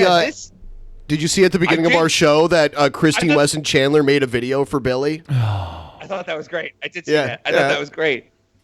Everybody watching this is what you'll become if you don't stay in school. I am just warning you right now. You'll be reviewing Street Fighter Alpha as if anybody cares about your opinion of Street Fighter Alpha, talking about how swagged out you are and getting the shit beaten out of you in an MMA gym. Yeah. Oh, God, this guy's terrible. Asterios, have you seen his bed? Yeah, that's his bed over on the right. It's like an old mattress with a big hole in it with like a foam pad. Layers of foam pads covering the exposed rusty springs from his stinky, sticky piss sessions. And this is the worst part about it. And he's been an incel for almost a decade, by the way, too. Yeah, of course. Yup. The worst part about that bed is it's not the grossest thing in that room. We can't see it right now, but his door handle is by far the most disgusting necrotic shit I've ever seen. I forgot to tell you two hilarious things that Jared did the other night. What? So, first of all, we had a bunch of people like trolling his chat. And we had Spirit Flame, who's actually a girl, go and like talk in his chat, and he was being kind of weird to her. But then he saw her defend us, so he banned her. So she went to her other account that has a different profile picture, but you can tell it's the same girl. Well, Jared was dumb and didn't realize it, and he was like, "Yeah, I kicked that other girl, Spirit Flame, out of here, but you're cool. You're way better looking than her." And we're like, she just told her she's better looking than herself. The same girl, idiot. Right. And then he was talking about me. He's like, Ben from the Drunken Peasants, he's a sick fuck. He put a banana up his butt. He's the amazing atheist. He did say he thought I was the amazing atheist. Wait, you're not? Huh. Oh my God. No. I promise that's the last time I say the Dark Hado, but I can't make any promises. No, but seriously, it is interesting learning about Akuma and how he killed his own master. Spoiler alert. I mean, not really. That's just the storyline of it. It's not like it showed him doing that, but... I love how you say spoiler alert after you make the spoiler. I don't know. I just think that's fucking funny. And I love how he's making something interesting boring, too. Sometimes I think Jared's a fucking troll. Like, he's too good at ruining shit. He's not a troll, He's though. too good at ruining shit. He's definitely not a troll. What was it? Like, he made a video where he told Boogie he was gonna like rape his wife or something like that? Yeah, he threatened to. Yeah. Boogie called the police on him because of how threatening it fucking was. Yeah. I'd feel threatened by Jared, but I don't think he's mobile at all. Somehow I don't think he can ride a bike this far. And I think that's the only mode of transportation he has. Basically, Akuma, what the Dark Hado is, it's like a psycho energy. Negative emotions, channeling them, rage, things like that, and using that to become stronger. Now, the funny thing is, Ryu, he doesn't believe in the Dark Hado, and that's why they're different. I don't know why I said that's funny. I guess because they're still, they were trained by the same master, basically, and that's why it's funny to me. But basically, they portray Akuma.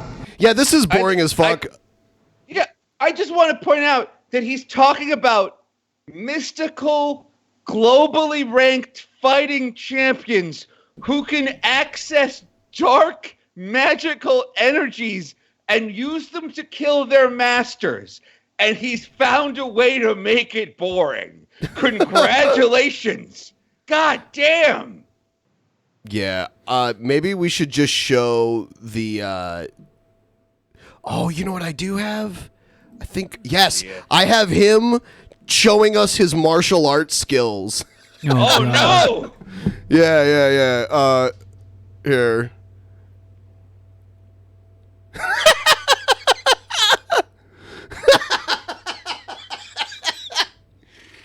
Oh, no. What? No. Look at that gut, man. Holy shit. He looks like that guy that we saw crossing the street the other day. Yeah, I want to see Jared strut. Oh, but no. No. How is he not trolling? How is this not all self-aware trolling? Look at his hair. How he cuts his hair. Oh, God, no.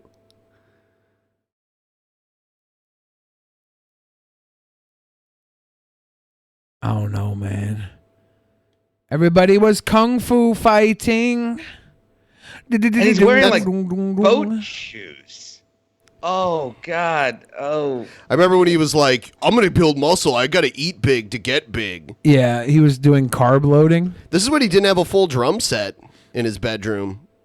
Oh, here he does have the full drum set. Yeah, I can't tell if he looks better with his shirt on or off. Because like with his shirt off, he looks terrible. Granted, he looks like a hefty bag full. He looks like a hefty bag full of water balloons. But like with his shirt on, it just there's no shirt made that can fit this body.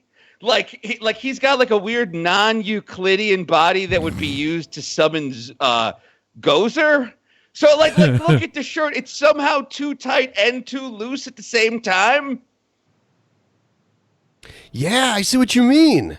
Yes, exactly. It's 1 month taking rhino milk. What? Rhino milk? This has to be the bullshit. toughest bond. Is it? Hold on. I wonder if I can hear it or if it's still music. I got that bandana. Yeah, they play kung fu fighting over this, and I know that's copyrighted, so I'm not gonna. Yeah. Oh goodness gracious. Yeah. And I have another. We have the video of his meltdown too, where he freaks out and yells at it. Let's see. Instead of taking rhino milk, he should take himself to the therapist and work out some kind of plan to make his life better. Because right now it's terrible. It's just terrible. If he did a like a cleaning his room live stream, I bet a bunch of people would watch that. If he cleaned his room. Yeah. If every time he took a super chat, he cleaned another thing, he would make $1,000. Yep. He looks just like that rhino. Yep. Oh, hey! Terrible. Get that off the screen. Terrible. I don't agree with any of this. This all bothers me. Jared Genesis is a bothersome prick. He needs to be dealt with. Let's get him to fight that guy in San Francisco, and then we'll rig the fight so they both lose to the death. Man, what? I wish I had the timestamps to it because it's a really long stream. It's like 6 hours. But I'm trying to find like the moment where he freaks out and starts yelling and his eyes like bulge out of his head. Hey, Chad, if any of you guys know what timestamp it is, tell us, please. Yeah. We have to watch this for He goes, I'm a real man. Oh yeah. This is right where it happens. I got lucky with this. Oh, Here, good. Here we go. Why don't you make me? His dad's outside of his door being like, stop doing that. And he's like, why don't you make me? I'll beat your ass if you come in here, man. I'm not playing. This is him talking to his dad. I'll beat your fucking ass, man. I'll beat your motherfucking ass. You hear me? I'll beat your motherfucking ass. Don't play with me, boy. Don't play with me, boy. I'm going to speed it up a little bit. You guys are making me fight my family. Yes, he blames everyone else for him fighting his family when it's clearly him. Shit. Swear to God, you guys. He's not a sweet boy. I'm gonna get you back for this, Christ. I'm gonna fucking get you back for this. You understand me, son of a bitch. You might get my computer taken away, but I'll get it back. Don't worry. If he was from an abusive I'll father, get it back, his room would be motherfucker. I'll get it back, motherfucker. Fuck you. Fuck you. Fuck you. Sick of this goddamn shit. I'm a grown-ass man, motherfucker. God damn it. Fuck you. Fuck you. Shut up. I'm a real man. Shit. There's nothing more manly than screaming, "I'm a real man" at your father. Yeah. When you're 38, and you've also just said you're going to get my computer taken away. I'll get it back. I'll get it 2 back. seconds later, I'm a real man. Real men throw temper tantrums. Fuck. I don't need this goddamn shit. You motherfucker, Chris, listen to me, you piece of shit. I will have the last laugh with you. I will fucking have the last laugh. You may have fucking ruined my family, but I'm gonna find out where you live and I'm gonna fucking end your life. You understand that, Chris? I'm gonna fucking end your sad life, man. This isn't over. He's talking to like his biggest troll. He's actually in our Discord now, Chris. Yeah, because he's entertained. He's entertained by how we piss off Jared. Yeah, bro, I'm gonna fucking end you, Chris. I know your name. It's Christian Thurston, and I'm coming looking for you, Christian. It's Christian I'm Weston coming looking Chandler. for you, Christian. I'm gonna fucking end your life. You understand that? I'm gonna end your sorry fucking life. I'm gonna switch your goddamn throat, Chris. I'm gonna end you. I'm gonna end you. Yeah. Wow. Yeah. Did his dad cut his internet off there? Because that's the 7-hour stream ends right there. I think he did one other stream the next day, and then he was gone until like last week. Yeah. But then, Well, I'm sure he's changed for the better, right? If his computer privileges have been restored, he's probably like gone to therapy, like developed a life plan. He's no longer angry. I mean, yeah, right. It's got to be. Or his dad just got tired of him not sitting in his room all the fucking times to get him the computer back, to get him out of the living room. You have your fucking computer like back. Just get away from me, you prick. Yeah, exactly. Much like you'd put a baby in front of the television to distract them so you could do the dishes. Only it's with your 38-year-old mentally ill son. Yeah. Gross. Oh my goodness. all right, here's oh, you know what? The things we thought about Nick Fuentes, probably true. Oh. Here he is complaining about how he was at a party and a girl was there and annoyed him. Ooh. But this is also the guy that complains about people being gay. Like, could you imagine going to a party with a girl? Cooties, am I right? And I went to this party, actually with some red pill people from Chicago, and it was so funny. We were at this festival thing, and it was me. It was this group of people, like I said, from AIM and some others. And I assumed everybody that was in that group was like based in red pills. We were all talking, and there was this, of course, there was a girl there, and we had been talking about things, and it became apparent very quickly in our conversation that she was not based in red pill. You know, one of my buddies was saying something to the effect that, like, this guy's a he was white explaining- nationalist. This guy, he's like anti-Semitic, ethno-statist. He's a log jamming Republican. Incel. He's also Catholic, which is funny because he goes around calling other people pedos when, like, the organization that's the foundation of his religion is the biggest pedo operation in the entire world. It's pretty obvious if you're an SJW, you're just a pedophile. Right? Why he wasn't going to vote for Trump about illegal immigration and all this. And this girl said something like, and I had assumed because it's a lot of like red pill, like fashy guys hanging out, whatever you want to say, I'm being a little ironic there, that fashy guys. everybody there was in the know. And she starts saying like, well, I have no problem with immigration as long as they come legally, am I right? We're all like, what? How silly! How silly! Yeah, see, that's too far for them. Legal immigration is too much for them. And you know that lady is saying that to just try to like find some kind of common ground. Right. You know what I mean? This guy has used the word red pilled 5 times in 1 minute. Right. Goodness. Kids, if someone ever describes themselves as based and red pilled, you politely excuse yourself from the conversation. Yeah. Pretend you have a phone call. Like, you're gonna be conservative? Yeah, okay, you go be conservative. Whatever. I wish he was based in morning after pill. Yes, exactly. I wish he was based at the bottom of the sea and cyanide pills. Like, anybody calls himself tough, like, it's so funny. Like, if you scream, "I'm a real man," you're not. And if you talk about how based you are all the time, you are less based than my Aunt Frida's terrible Thanksgiving turkey. You are the opposite of based. You are dry, my friend. Ooh. It's almost like when you brag about being tall all the time, right? No, it's well, something like that. I am 6'5". Yeah. Out of here. You know, she's like, well, I have no problem with immigrants, but they have to come legally. And we're like, what? What are you talking about? Who are you? You know, and she's like, well, a lot of legal immigrants are voting for Republicans. You do know that, right? We're like, bitch. Sorry for all the language, but we're just exasperation. Trying to get you to understand how exasperated we are. If I respected and then women, at a certain point, I might want to have sex with them, so I have to be careful.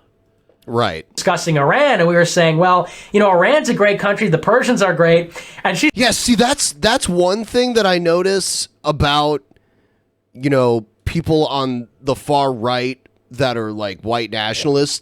They're actually more cool with Muslims than they are with Jews.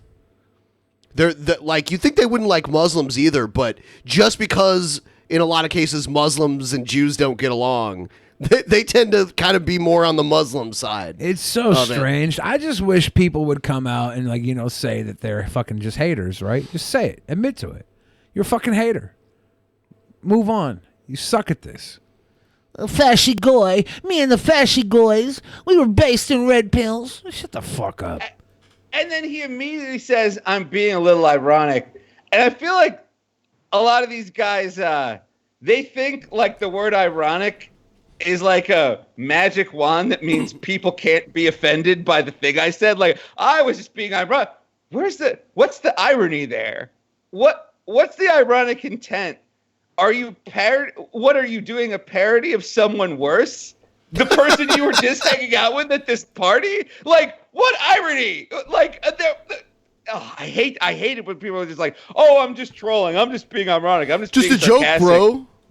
Yeah, it's just like, I want to say something horrible, but if there are any consequences for it at all, I dealt with someone on Twitter.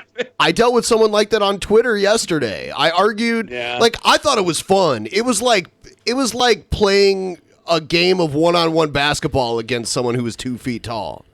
Like, Well, you got against short people, Ben. I mean, how?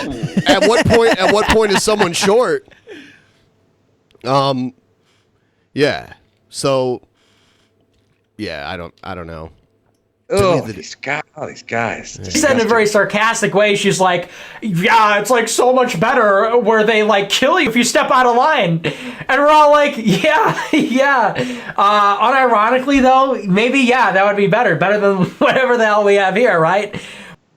It would be better if you got killed for stepping out of line. That's better than what we what? Look, Ben. How can you argue that? What he's saying unironically. Yeah, unironically. Doesn't he mean ironic? It's just like what? It's like, remember, you're using the word ironic to distance yourself from the consequences of your phrasing. So, like, you can't. Oh, this guy, he can't even get the game of what he's doing correct. Right. Unironically, you should kill people who don't follow along with your ideals. Unironically, is what he just said. Yeah. Yeah. Better than drag queen advertisements and interracial advertisements and, you know, gay pride parades and Pride Month and all that. Okay, rather than have a white mom and a black dad feed their young child an Oreo, we should just kill people.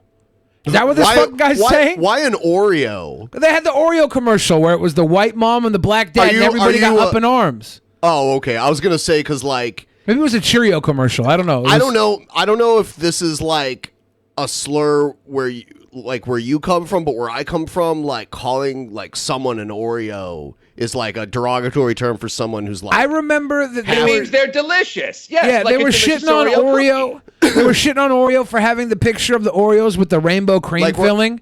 Like when I was a kid, that was a derogatory term for someone who's mixed. No, Oreo is not. And you said Oreo's that not for mixed. Oreo is for a black person who acts white. They're black on the outside, white in the middle. See, yeah, that's Yeah, totally... so it's a little different, but it was like maybe it was a Cheerio commercial, but it was some ad, and everybody got up in arms because it was an interracial fucking family, and this was not too long ago. And this guy's over here complaining about, yeah, maybe we should just kill people rather than have interracial advertisements. Is what he just fucking said. That's disgusting. I mean, it's okay to have... I mean, if interracial couples just didn't exist, then maybe that would be just crazy to think of, but they're everywhere. Imagine if you couldn't find a commercial out there with a nice white family selling you whatever you want. If you want something and you can't find an all-white commercial selling it, then start complaining, okay? Then fucking complain. You know, I really want to get a Chick-fil-A, but all they got is green Martians, and I wanted a nice self-identifiable white supremacist selling me a Chick-fil-A. They're all fucking white supremacists. White meat, white supremacy. Chick-fil-A. That's the fucking ad. Go get yourself a fucking hate burger. That sounds delicious. Right, better than abortion on demand, genocide happening. Abortion on demand. That does not... I mean, like... I think there should be Uber for abortions. Oh my God, that's great. Yeah. I think it was a genius idea. They go around having fucking all these places you can't get an abortion within 100 miles in Alabama or whatever. Just have a motherfucker drive over with the in-home care kit. They have those mobile abortion units that the Christians are setting up outside of abortion clinics, and they get you in the mobile abortion unit, and they fill you full of propaganda and scare you into keeping your child. Scaring somebody into might go to hell, you know. Just saying. Scaring somebody to bring a life in this world is worse, in my opinion, than helping somebody take a life out of their fucking stomach that they don't feel prepared to raise. First of all, if the life is in their stomach, they're a cannibal. Amen. Delicious. Is there an actual difference between amen and amen? No, it's just different ways of saying That's what it. I had thought. Someone asked me that, and I told them there wasn't, but now that I'm thinking of it, I could have been bullshitting. No, you were right. Yeah, Amen is from Amun-Ra, predating Christianity. Amun-Ra was the Egyptian god, right? And that's why we say Amen at the end. Yeah. I mean, it may or may not be. I would have to research that to see if it has... I'm pretty sure it's Amun-Ra, and that's why we say Amen. I know that amen and amen are just two different ways of saying the same word if we're talking about Christianity. In Christianity, but it's it goes back to Amun-Ra. Maybe. From what I heard. Okay, I'll say that sounds like it might be right. I have not researched that. Or Amun-Ra is just Pig Latin for ramen. Ramen. Oh my God. Ramen. And white race being displaced and illegal immigration and all that, right? It would be so much worse if, you get killed for stepping out of line. We have to maintain freedom. The founders intended freedom to abort and to get anal sexed, right, at a drag queen club. You gotta have... At a drag queen club. I mean, getting anal sex... There's all sex... kinds of anal sex going on at drag queen clubs. Why the fuck does this guy want to run into a drag queen club and stop the anal sex? If the proper name for a drag queen club is called a show bar, and it's not a bunch of gay people having sex. It's like a show. It's a drag show with like music and dancing and that kind of stuff. Tell us more, Benjamin. Oh man, I used to go to one all the time in my hometown. It was cool. It was a show bar? Yeah, it was a show bar. It was a drag show bar. Remember the TV show Bad Bar? Yeah, the elephant? Yeah. Why? I don't know. Okay. Yeah, I remember. Remember the it. TV show Amen? I remember that. Yes. It was George Jefferson, right? Really? Yes, it was. I don't George remember Jefferson is Reverend Deacon Fry. Yes, Yep. Of it, So we're like, what are you doing here, Toots? What are you doing, lady? She was not, don't get me wrong, nice enough, nice girl. She was fine, very, very sweet person. But we were like... Okay, you just called her a bitch. And now you're admitting she was a sweet person? Yeah, because he's a backtracking fucking felcher. Yeah, He's I hate not when real. people do this. Oh, first you're just joking, then you're not. It's like... So what? Basically what you're saying is we shouldn't take anything you say seriously. You're a buffoon. Where did you come from? How did you end up here? I don't even know who she was, but I just started laughing. I just couldn't contain myself. I was like, what are we going to do? We're going to red pill this person at this festival? I don't think so. I'm just going to go somewhere else. He's the worst person. He's the worst pundit, right? He never says shit. He just smiles and lies through his teeth on some the most lukewarm of hot takes I've ever fucking heard. He's garbage on every level. Do people actually watch him? Yes. Then they're all exactly like him. They're menial idiots. I've seen him debate, and it's just he just gish gallops. He'll bring up as many different points as he can back to back to back to back, and then when the other person starts trying to respond to even the first one, he just interrupts them and talks over them. Horrible human being. Nick Fuentes, trash human. Nick Fuentes, he's a white nationalist that's like Afro-Hispanic. It's one of the weirdest things. Also, just before we move on from this guy, he's got weird monster hands. Has anybody else noticed that he has like the long, crazy fingers of like the gray aliens from the X-Files? Look at those things. Yeah, what the hell? Yeah, I know. Look at those humongous, those just weird like. He's not allowed on the garbage island. He's not allowed on the garbage island. Poor Nick Fuentes with his salad fingers. Yeah, the salad fingers. The Thank feeling you. of That's the rusty phrase. spoons against my salad fingers. Goodness gracious. Now, boys, unfortunately, it's getting a little late over here, so I got to get off the line. Do you mind if I just plug some stuff real quick before I take off? Do that. Oh, thank you. Okay. Look, I love coming on the show. Thank you for having me back, and thank you for having me back so soon. I fucking love coming on the show. If you want to hear my podcast, it's called The Loudest Podcast. And you can hear it at, you can go to iTunes or Google Play or Spotify, wherever you listen to podcasts. We're on YouTube as well. Just search for The Loudest Podcast. And I'm going on tour. I'll be in Chicago Thursday, August 22nd. Be in Detroit Friday, August 23rd. Toronto Saturday, August 24th. And Montreal Sunday, August 25th. If you want tickets, you can go to the pinned tweet I've got at twitter.com/Asterios. So yeah, be in Chicago, Detroit, Toronto, Montreal, all next week. Come out and see me. And Seattle win. Oh, next year. Yes. Let's just all right. do the show together. That would be fun. Yes.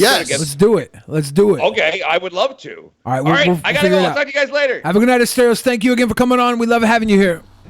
Thanks for having me. Bye, boys. Bye. Bye. Oh yeah. I feel real good right now, but I have to pee. Yeah, do your thing. I'll be right back.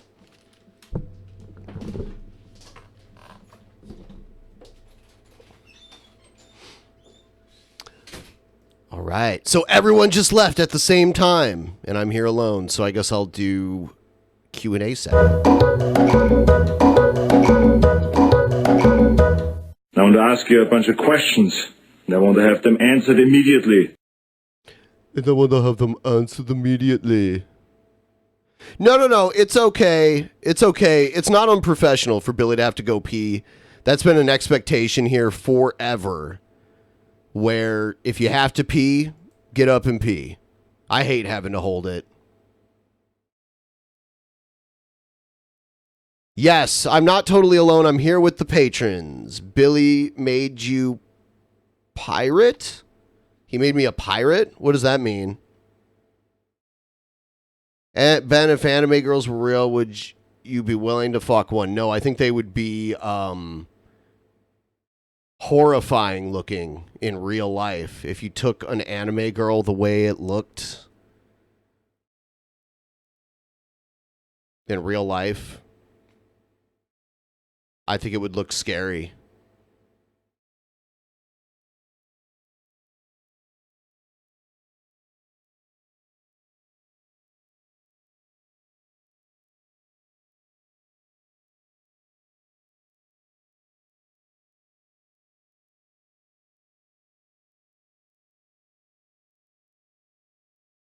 Ben Jared is now moving the Facebook because he's been banned from Discord.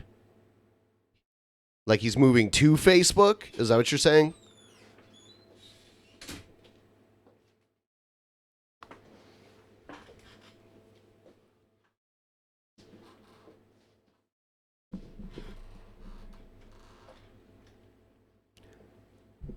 I've never seen Legion, so I can't comment on it. Legion. I saw season 1 of Legion. It was good. Yeah, I've never seen it. And I already went and set up everything for the post show, so we'll be able to just jump into the post show almost immediately after this stream is over. Yeah. Yeah. Did you sucker punch him, Pimp? Did Pimp get sucker punched? Or sucker punch somebody? What? What? What? Andy Dick got sucker punched. Did Pimp Monk sucker punch Andy Dick in New Orleans? New Orleans? Ooh, yeah. Man, someone sent me this. It's a review of Mountain Dew Amp Game Fuel. Hi everybody, Robert Dyer, and welcome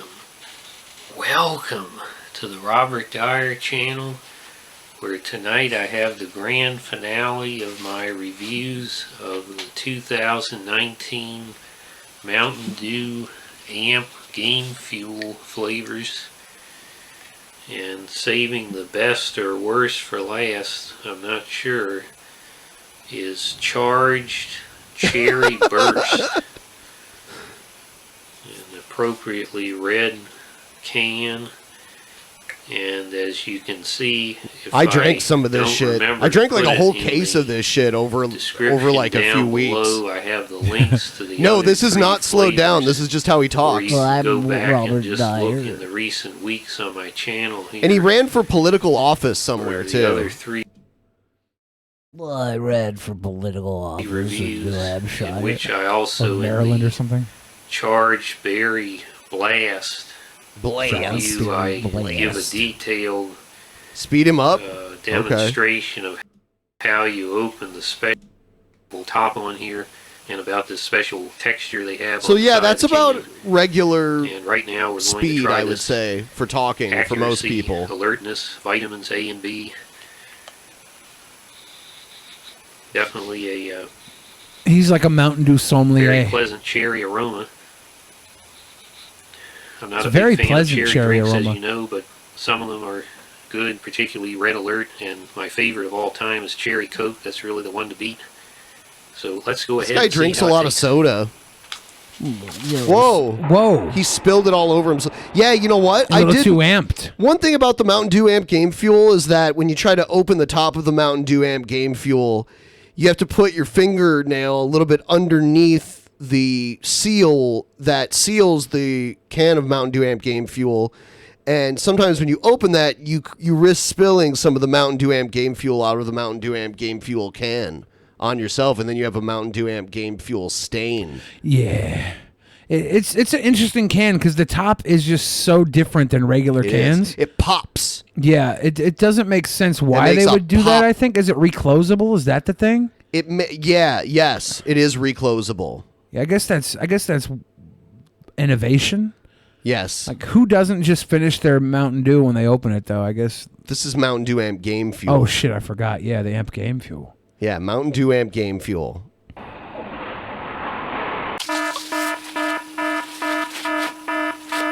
Oh, now he's got a Mountain Dew Amp Game Fuel stain on his clothing. He's overly amped. Okay, let's try. God fucking damn it! All right. What else do we have here? Oh shit, we can do. Yo, safely! Let's go find the skater, put a bullet in this fucking head. How'd you like me know? I'm the only critic with the good kind of fairy drama. That's because Jesus Christ is my neighbor.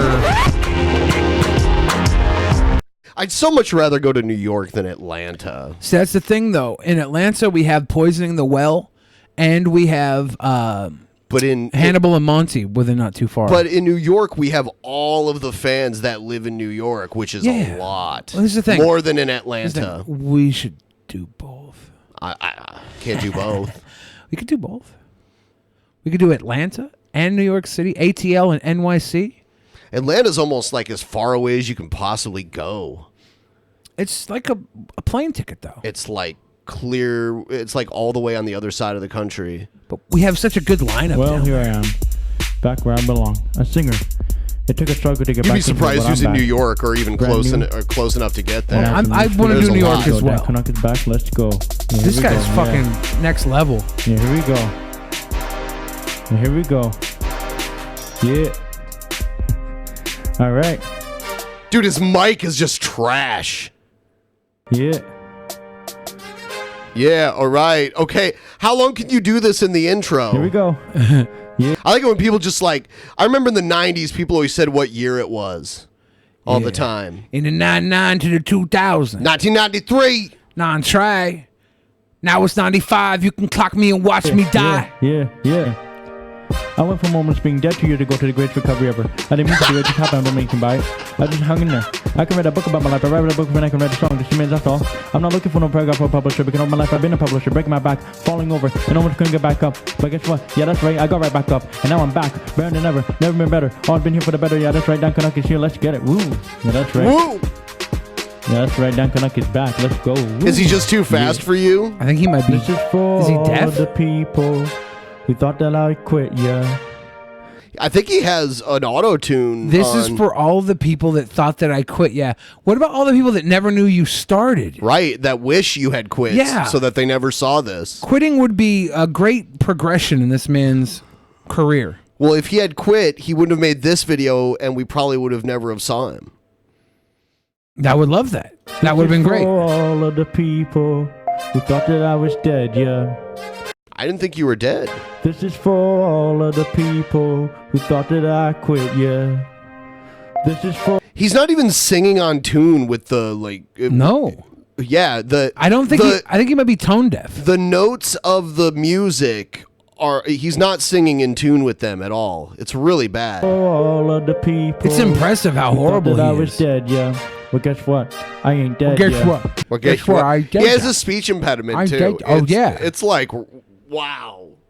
He's somewhere on the disability spectrum, I'm sure. Yeah, that's right. You heard me. I ain't dead. I still eat bread, but I'm here to talk about the things I ain't said. I'm here to talk about my future in this business. I ain't dead, but I still eat bread? I mean, the only reason why I'm here is because I made a short and I was a career path for my career, yeah. I ain't dull. I don't walk through hard. I walk through doors. Doors that take me through paths when only I can explore. I ain't no show off. I just want to let you I know don't that think I'm I've here. ever heard a Okay. rap style like this before. Yeah, it's kind of original, but originally bad. Oh yeah, it's original for a reason. Like nobody was bad enough to create this. A under the breath, I'm like a little bit of a rapper from Hank Hill, maybe his neighbor Boomhauer. I don't know, little Boomhauer. I don't know. Little, Yeah, little he does asshole. have a little bit of a Hank Hill element. Yeah. Going Because on. we learn, yeah. You know what I learned? Bobby Because we Hill learn, has yeah. the same birthday as me. Bobby Hill's not real, though. Yeah, but in the cartoon, his Yeah, birthday sure. is my birthday. Well, he's 86, so he's a little younger, than I me. have the same birthday as Eddie, the little dog on Frasier. Oh yeah. Yeah. In the storyline. Yeah. Yeah, I just want to learn, yeah.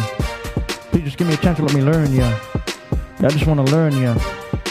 Just let me learn, yeah. Sometimes you learn by listening. Yeah. This is for all of the people who thought that I quit, yeah. This is for all of the people who thought that I was dead, yeah.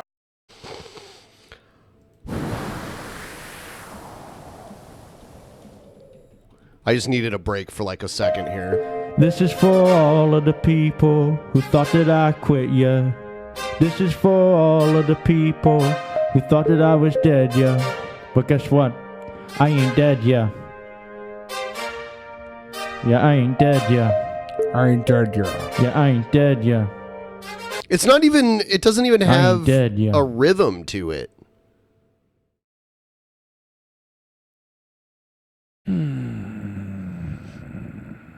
Yeah, this is fucking terrible, dude. That was amazing how terrible it was. It was so fucking bad. It was every level was terrible. Here's another one. Oh, this dude. It's the crazy guy.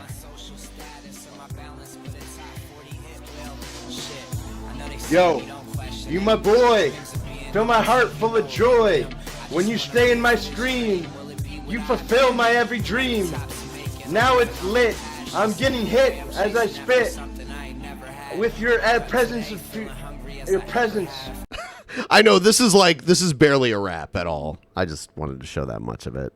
It's pretty great. His futon, somehow, not the worst bed we've seen tonight, thanks to No, Genesis. that's this guy. He seems kind of crazy, but he can keep his room clean. Well, kind of clean. He's got some sort of like jerk sock on the fucking bed back there. It could be anything. It's probably a cum rag and a jerk sock. Why? Just look at him. Just look at him. That means nothing. He looks like he's part of like the gay Taliban.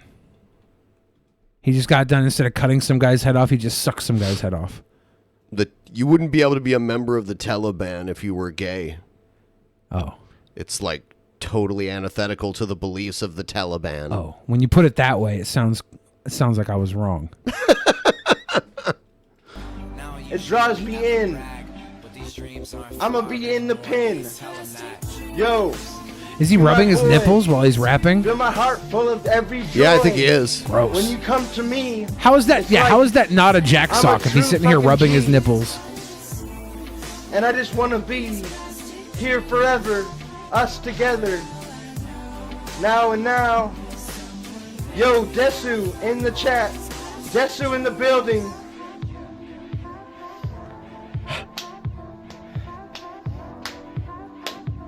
Make Desu mod, I think. I think I should make Desu mod. I think you should join my squad. Hey, he's not the worst of the people who are just like dudes in front of a webcam rapping. He's not good. He's sitting here rubbing his nipples in front of his screwed on futon. I wouldn't say screwed on. Fapped on futon. Fapped on futon. That's a stink pile. Not as bad as Jared Genesis, but still not passable. Together we will rise to the top. We will not fucking stop. God. I'll whip out my big fat hog.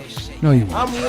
Prove it. I mean, don't tempt him. Prove it. Whip it out. He might. Do it. He might do that. Do it. He ain't gonna do it. He ain't gonna do it. Do it. Dog. I got squad.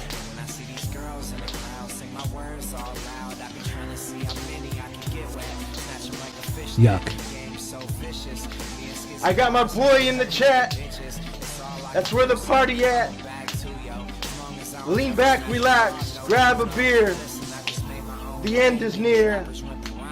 Wipe your tear. The party is here. Twitch TV sucks Z. This is terrible. I'm now on YouTube. It sounds like he's Sucking fapping. on He's your making the boob. fap noises. What's it gonna be? The party. Mike T. I play League of Legends and World of Warcraft. God, this is so gross. He is fapping. This is not rap. This is fap. Fap. It's so sick. Fapcore. Ugh. Falcor. Isn't that the dragon from? The Luck Dragon. Yeah. Never-ending story. You think that'll ever get remade? When's Disney gonna buy that? Honestly, I bet you Netflix or Amazon will pick it up as a series. That would be good. I liked that as a kid.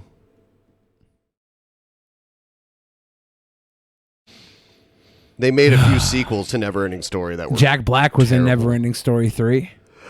I've never seen 3. I saw 2. It was so disappointing even as a kid that I never bothered to see 3. Wasn't what's his name? Jonathan Brandis. Wasn't he in Neverending Story 2? I think it was him. Or was he? Who was the original? Was it Atreyu? There's Bastian and there was Atreyu. Bastian was the kid that was like imagining the whole story, and Atreyu was the like almost like Link from Legend of Zelda character. Bastian, call my name. Jonathan Brandis was the kid's name. Jonathan Brandis he was in the second one. I'm not sure which character he played. Yeah. But yeah, he's not alive anymore. He was in that one movie Ladybugs. He did a suicide, right? Yeah, he did. With Rodney Dangerfield. Remember that movie, Yeah. Ladybugs? Where they make him dress as a girl to play on the soccer Yeah. Now, you couldn't even make that movie now. People would be offended by that. Especially with the whole trans athletes competing. Because in that movie, he has his girlfriend's son play on the soccer team that he's coaching because he's really good at soccer and he helps them like kick everybody's ass, even though all the other girls on the soccer team suck ass. He's able to like put on a wig and run around. Jonathan Brandis was in the 27 Club. Oh, was he? Yeah. 27 he just years wasn't old. as iconic as most of the people in the 27 Club. Unfortunately. He was in Sidekicks with Chuck Norris. Remember that? I remember that. Yep. Yeah, he did some martial arts stuff. He was in the original It miniseries. I believe it. Yeah. He played He did a Young lot of Bill. stuff. I think he might have been on Sequest or something too. Neverending Story 2, the next chapter, he played Bastion. Okay, there you go.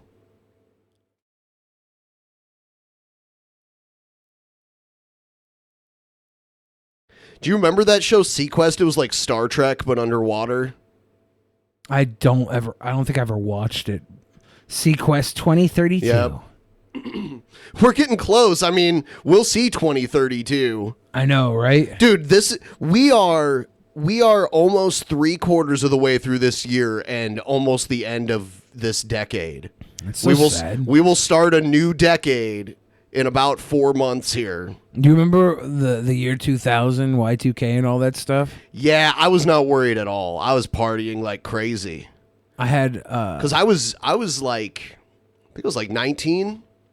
So but you weren't in school anymore? No, not for 2000. I graduated in 99. Yeah. Around that time, they had us all make like these Y2K survival kits to bring to school. Yeah, that did not happen. It was awesome because I had like this big giant Tupperware. My grandmama bought me all types of snacks and shit from my Y2K kit. And after Y2K didn't happen, they just gave us these kits. So I was sitting around with a giant fucking casket-sized Tupperware full of fucking trail mix and shit. Just sitting there carrying around eating it. Got some brand new fresh socks. I didn't believe for a moment that it was going to happen. Y2K was like snack Christmas. I had all this shit after Y2K didn't happen because, like, you know, the end of the world never happened. Got all these snacks. It was one of the things. I mean, like, I'm more worried about Mount Rainier erupting than I am than I was for Y2K. I just didn't think it was going to be a big deal. Never ending story.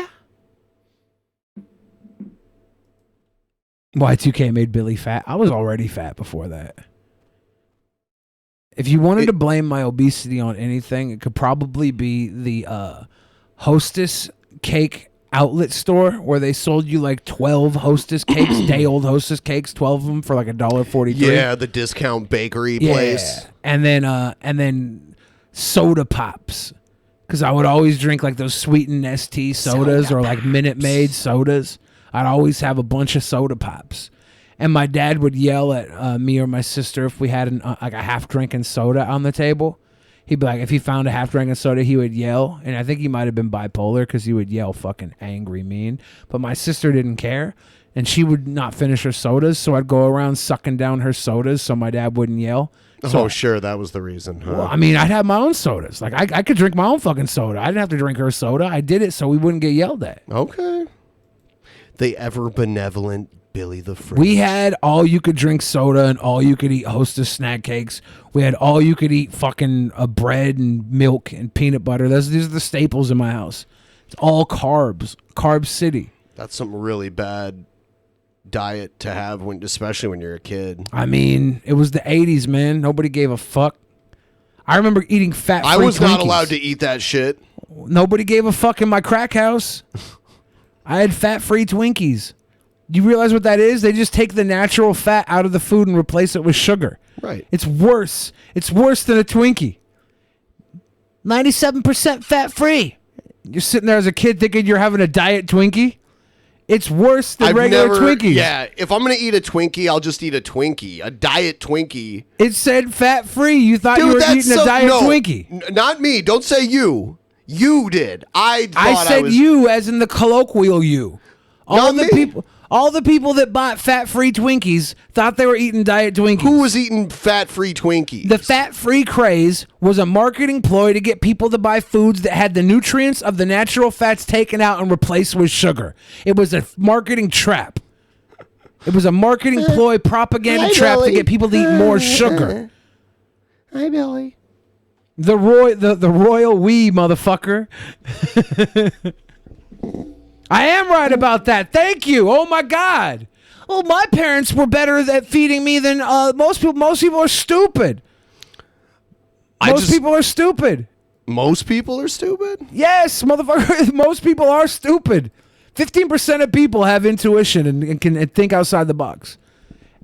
Of the 85% that can't, maybe 15% of them are I actually still smart. ate shit that wasn't like the most healthy shit, but it wasn't like candy and soda and Twinkies and shit All like that stuff was day old and cheap. You got a 12 rack of soda whenever the. I mean, I still ate cheap shit. I ate like SpaghettiOs and like the, that kind of shit. Whenever a 12 rack of soda was $1.99, my dad made us go to the store because they usually had like limit 4. And he'd have me and my sister and my friends all go to the store with like $8, and we'd all get like 4 racks apiece. Come home, we'd have a wall of soda. I had soda. It just wasn't unlimited.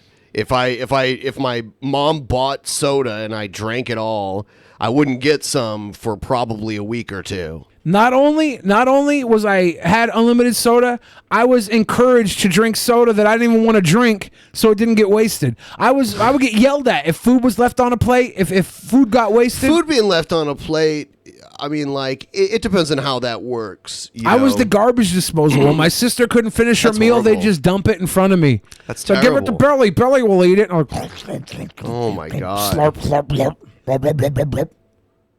It was terrible. I could never just be full. I always had to finish whatever was on my plate.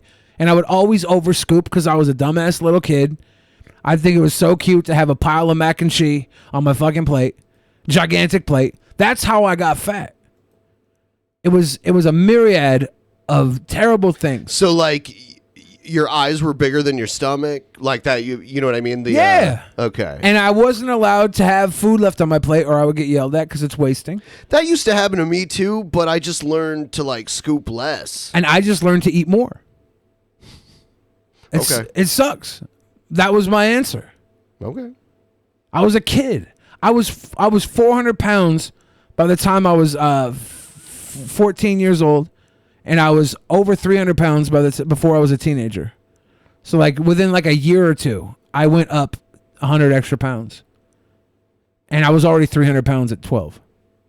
You know, I was a big fucking pig, and I didn't know because I was dumb. I was a dumb kid. What do you think made you smart? What made me? Well, I smartened up after I was already fat, and I got to the point where I was like, dude, I could be fat. I can make this work. And I was one of the most prolific fats in the history. Prolific fats. I was one of the most prolific fats in the history I like how you say of fats. Earth. I was. I Fats. Almost like it's like a race or something. think of all the fats out there, fat dude. race. I'm like a top 10 all-time fat. Someone who's 600 pounds or more. I'm a top 10 all-time fat. If I would have been on my What does that mean? What makes you? I made it work. I was a sex symbol at 600 pounds. I was fucking the Marilyn Monroe of obesity. You look at me, you look at my 600-pound life would have been lit as fuck. I was so dope at being fat. I perfected it. I made coloring books for Walmart because of how fat I was. I was so good at being fat. That's that. Yokozuna? I got smart, and instead of losing the weight, I just perfected being fat. Yokozuna is a top 10 all-time fat. He's a top 10 all-time fat. WWE champion. I'll tell you what, that dude could move for being so fat. He was like 600 pounds. Yeah. He was probably really. How tall was Yokozuna? Let's see. I think he was 6'1". Really? He looked tall, like Maybe he next was to 6'4". Hogan. I don't know. Wrestlers were big. 6'3", back then. maybe. Let's see what his build height. I mean, like this is always embellished. It's 6'4" is what it says. He's probably more like 6'2". Do. Yeah, but he didn't live very long. You've already outlived him. Yeah. You've already outlived him. Older than Yokozuna's. He's a member of the Rock's family.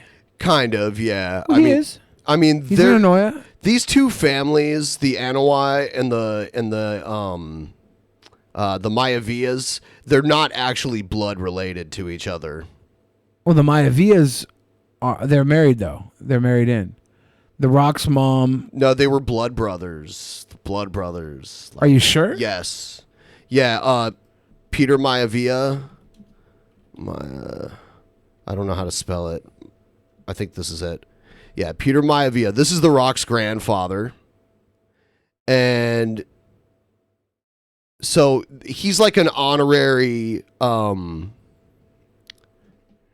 where I think there's an explanation of the family there. Yeah, Maivia was considered a blood brother by the father of Afa and Sika.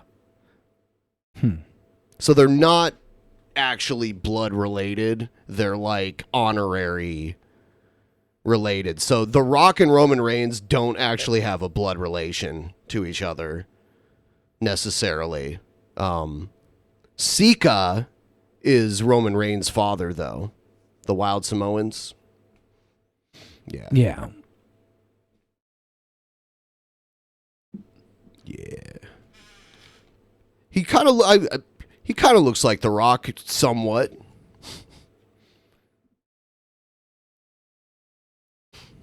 Yeah, Roman sucks.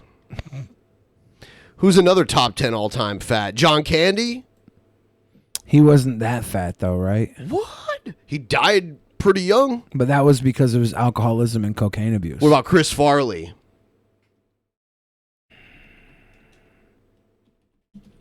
Chris Farley, like, what are their top weights? Like 400? Let's see. I'm talking like you got to be 600 pounds. John Candy was 300. Yeah, you got to be 600 pounds to be considered a top tier all-time fat. Fattest celebrities.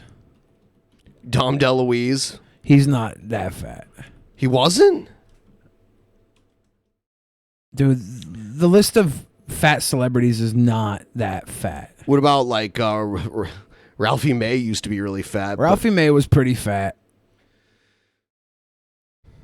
What about Notorious B.I.G.? No, Big Pun would be an event level obese fat. So Big Pun would be the rapper you reference here. B.I.G. was 300 and something pounds. Okay. Big Pun was almost 700 pounds at one point. He made a song where he was like, I lost 100 pounds last year. I'm trying to live. And then he died the next year. I'm not a player. I just crush him. Yeah, Big Pun was an all-time fat. Haystacks Calhoun was an all-time fat. When you look at history, I go down as a survivor. There's a lot of pro wrestlers that were all-time fats. Yeah. Because there's so many Why do you think I wanted to be a pro wrestler? I thought I found my lane. Until they got rid of fat guys. Yeah. Now, like, if you want a fat guy, you have to settle for Bray Wyatt. He's barely fat. He's super athletic. He is athletic. Well, he comes from a family where that's but he's normal. barely fat, and he's the fat guy. Like, both sides of his family are wrestlers, so it's pretty intense. I'm trying to find how So, fat Ralphie people May are saying was. Jared's streaming. We might check out Jared's stream, but not during this show. We're going to do it during the post show, which is going to start in about, 10-ish minutes from now. I can't find Ralphie May's highest So weight. you can either become a member of this channel. There's a link down below the video window here to join. You can click on that. Or you can become a $10 patron, or go to Subscribestar, become a $10 Subscribe Star. You can do that It too. said Ralphie May was almost 800 pounds at one point. We're all That is a huge fat. Yeah. That's like you're getting close to a ton. You know what I mean? That's next Isn't a level ton 1,000 pounds, or is it 2,000? A ton is 2,000. Oh, okay. That's Yeah. okay. Then a half ton. So we'll all get together. I'll turn on the VC. I'll get into the VC, and we can all talk and laugh at the Jared stuff, I guess, if you want to do that. No, okay. So to get the post shows, you either have to be a $10 patron or Subscribe Star, or you can be a member of this channel. Now, $10 patrons get everything. $10 patrons get the 2 private shows each month. I mean, and the back catalog of stuff that's on there. So if you haven't watched, if you're not a patron already, then you have a lot more content that's been waiting there for you. And what else? Movie review, which we still haven't done. We got to figure out what movie we're even doing. And we're going to do a deep dive. What is the next private show? Is it Monday? Or is it's Monday after next week? Okay. Next week is going to be a little different because we're not doing an episode until Thursday. I'm going fishing. So I have to take a Tuesday off to go fishing. Yeah, Yoko. Yokozuna was well liked backstage. Just a tip. Thank you, Ryby Jenkins. All right. Sweet Ryby. I'm going to put up a timer for 10 minutes, but we're still going to talk and everything and just ignore the timer. The greatest rogue trader said, you know who Jared reminds me of? Who? Ross in his freaking tub. I don't know who Ross is. Ross. I don't know who that is. Is that a character from Friends? Is that who we're talking about? Does he have a tub? I don't know. I don't know, man. Ooh, ah-hee. Ooh, ooh, ooh, ooh. I am a sweet boy. It's true.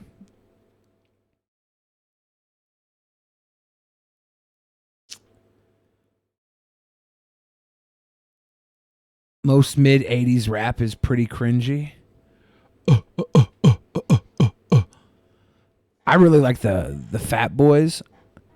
Really? Yeah, the Fat Boys had I think one of them was maybe on par to be an all-time event level I liked fat. their remember Wipeout when they did Wipeout? Yeah. That was pretty cool. Oh, you can eat. Wasn't the I wonder if Disorderlies was a canon film. Is King Kong Bundy an all-time fat? I don't believe he was 600 pounds, no. How about Andre? No. Because he wasn't fat. I mean, he was kind of fat towards the end, but he was just gigantic. Abdullah the Butcher? No, I don't think he's an all-time fat. How about the Great Antonio? Nah.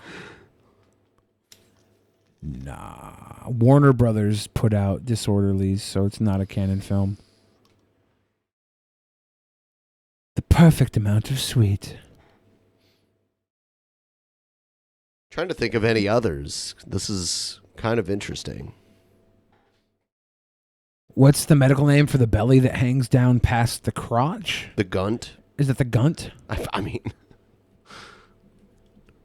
I don't think that's a medical term. I'm going to look for that. Belly. What is a belly called that It's hangs? It's a gut that turns into a cunt. It's a gunt. Hangs down past the crotch.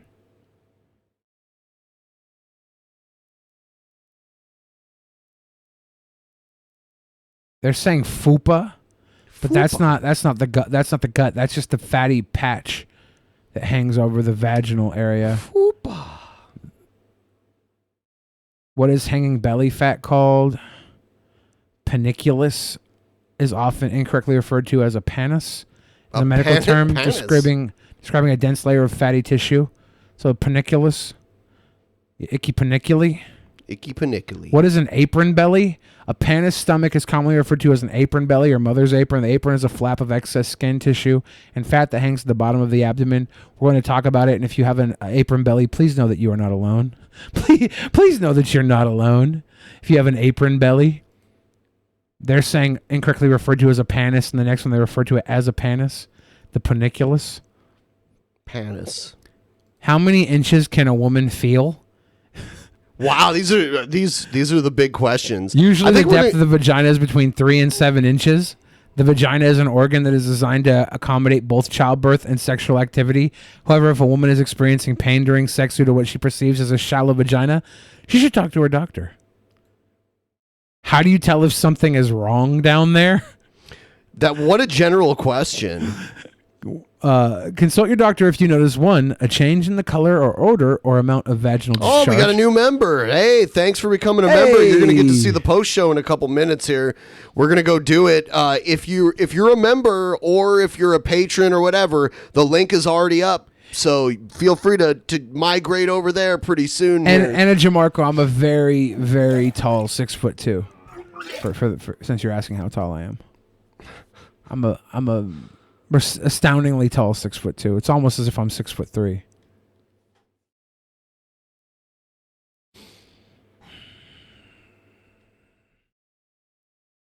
Oh, he's a member. Oh. What causes big stomach in females? Women are more likely to gain excess belly fat, especially deep inside the belly, as they go through perimenopause and into menopause. Oh, we got another member. Yes. Welcome, Dan Man. How do I get rid of my belly pooch fast? Why are you looking this up now? Someone asked about the fucking apron belly. I just looked up fattest wrestlers. Just like a... Not fat enough. What about Uncle Fred is not Shockmaster? fat enough. Uncle Fred's not an all-time fat. Really? He was Typhoon. What about maximum capacity? He looks like never ate broccoli Lesnar. Yeah, never ate broccoli Lesnar. That's pretty good. Typhoon, Earthquake. Earthquake's awesome big guy wrestler. He was a sumo wrestler. He's awesome. Great sumo. Look at him next to Yokozuna. He's pretty big. But he's just not in that 600-pound level. He wasn't ever 600 pounds? No. He's a great wrestler. Like Bam Bam. Bam Bam. Bam Bam's a great wrestler, but never. I think he was around 400 pounds. Earthquake was almost 500. I don't know. Yeah, that's good. That's good. But I'm talking event level obesity. Man Mountain Mike, 623. Remember Man Mountain Rock? No. Bastion Booger. Short-lived. Bastion Booger looks like Pimp Monk. Yeah. Yeah, I'm gonna slam you down. I'm just a leotard and a leotard. Gorilla Monsoon. Not an all-time fat, unfortunately. Pretty big though. He looks Slick looks really tall next to him. Yeah, because it says he was 6'7". Yeah, is Slick on a fucking crate or I was wonder, Slick that tall? He might have been. You know, I know Gorilla Monsoon was this tall though because he got in the ring and went toe to toe with Muhammad Ali. It wasn't like an actual match, but they got into like an altercation. Like a kayfabe altercation, and Muhammad Ali was pretty tall. He was probably like 6'5" or 6. Yeah. And Gorilla Monsoon was taller than him. Akibono, not an all-time fat, but he was close, 550 pounds. That's pretty huge. But he's 6'8". Vader. 6'5". Vader was 450. a solid athletic dude that had like high body fat percentage. Vader was a wonderful wrestler. He ticked One of all the the best. ticked all the boxes. Umaga was not even 400 pounds. He's like 350, 328. King Kong Bundy. Or was it say 430? Because he was 6'4"? 350. Okay, 350. King Kong Bundy, not an event level fat. Great guy. Mark Henry, not an event level fat. Big dude, but not event level. Haystacks Calhoun, I would say, was an event level fat. 663. Who's the other dude in there with him? That's Big Humphrey, I think, who was also, I think that was Big Humphrey, is also an event level fat. But I would say I'm a greater fat than Big What Humphrey. about Mabel Viscera? He was He was an 600. event level fat. Yeah. The McGuire twins. Look at those big old bubs. These guys were wrestlers? Yeah. They were? Yeah. I remember they were in the Guinness Book of World Records. They even parodied this on The Simpsons one time. Yeah. Yeah, I didn't realize. They drew a crowd in Stampede and New Japan. So they were each over, like, together they were 1,400 pounds, so they were like each around 700 pounds. Yeah. That's were both crazy. By 16, they were both 600 pounds. Oh, my One of the fucking guys' God. names was Billy. The other one was Benny. No! Yeah. Oh, dude, I got to step up my fat game. You got to fatten. Oh, I got to fatten up, too, if I want to get back to these guys' size. These guys are like Humpty Dumpsters. Someone needs to draw us all fat like these guys. Like, just put our faces on their bodies. Billy and Benny, the fucking... There's other I've seen The Simpsons do this.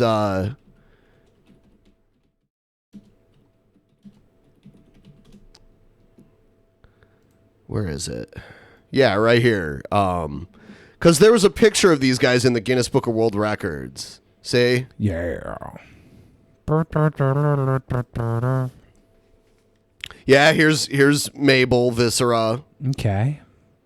What was Nelson his? Lee Frazier.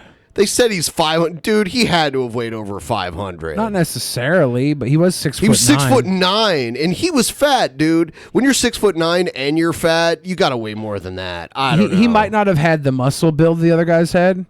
Rishi's definitely not an event level fat. Yokozuna definitely was fatter at one point. At his 589 point, he was not event level fat, but I'm pretty sure he got up to 700 pounds. He was champ when he was 641 pound. They say that's event level fat. That's when he died. That's an event level fat.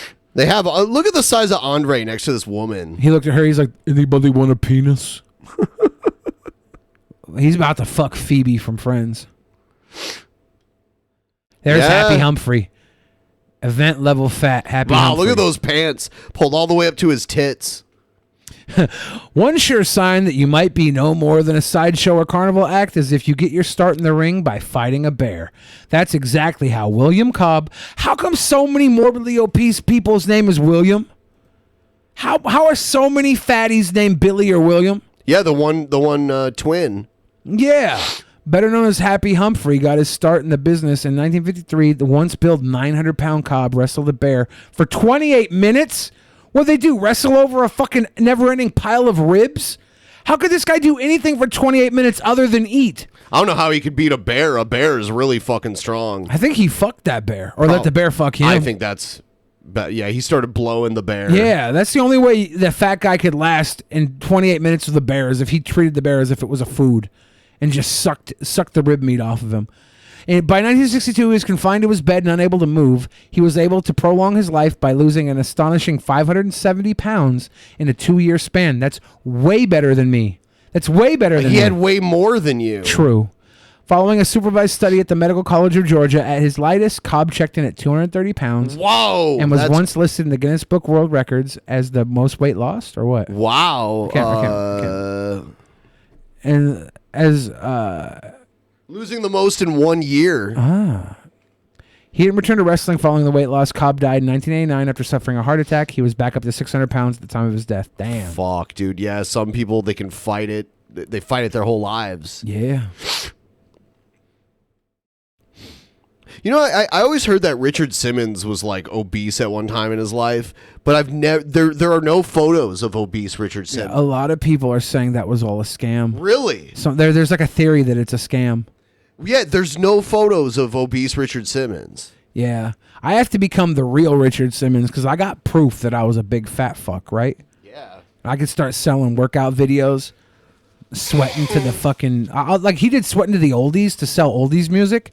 Maybe I'll do sweating to the fucking 8-bits and sell old style Nintendo games that you sit there and play on the Nintendo pad. He had deal a meal. You could do bill a meal. Feel a meal. It's like you go and you no. Just grab balls, big meatballs, and eat them. You know, Richard Simmons has still never come out of the closet, too. Like it's the 1970s or something, and you hide that you're gay when everybody fucking knows it. We don't know he's gay. We just can taste it on his...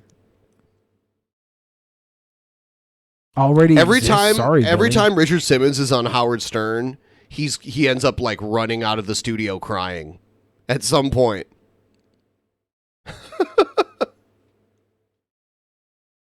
All right, so we're going to go do the post show. We will see you guys there. Thanks to everybody who supports us. Good night. We will see you on Saturday. Good night. In the beginning, there was nothing. And then there was the Drunken Peasants Podcast. Drunken Peasants. Drunken Peasants. Drunken Peasants.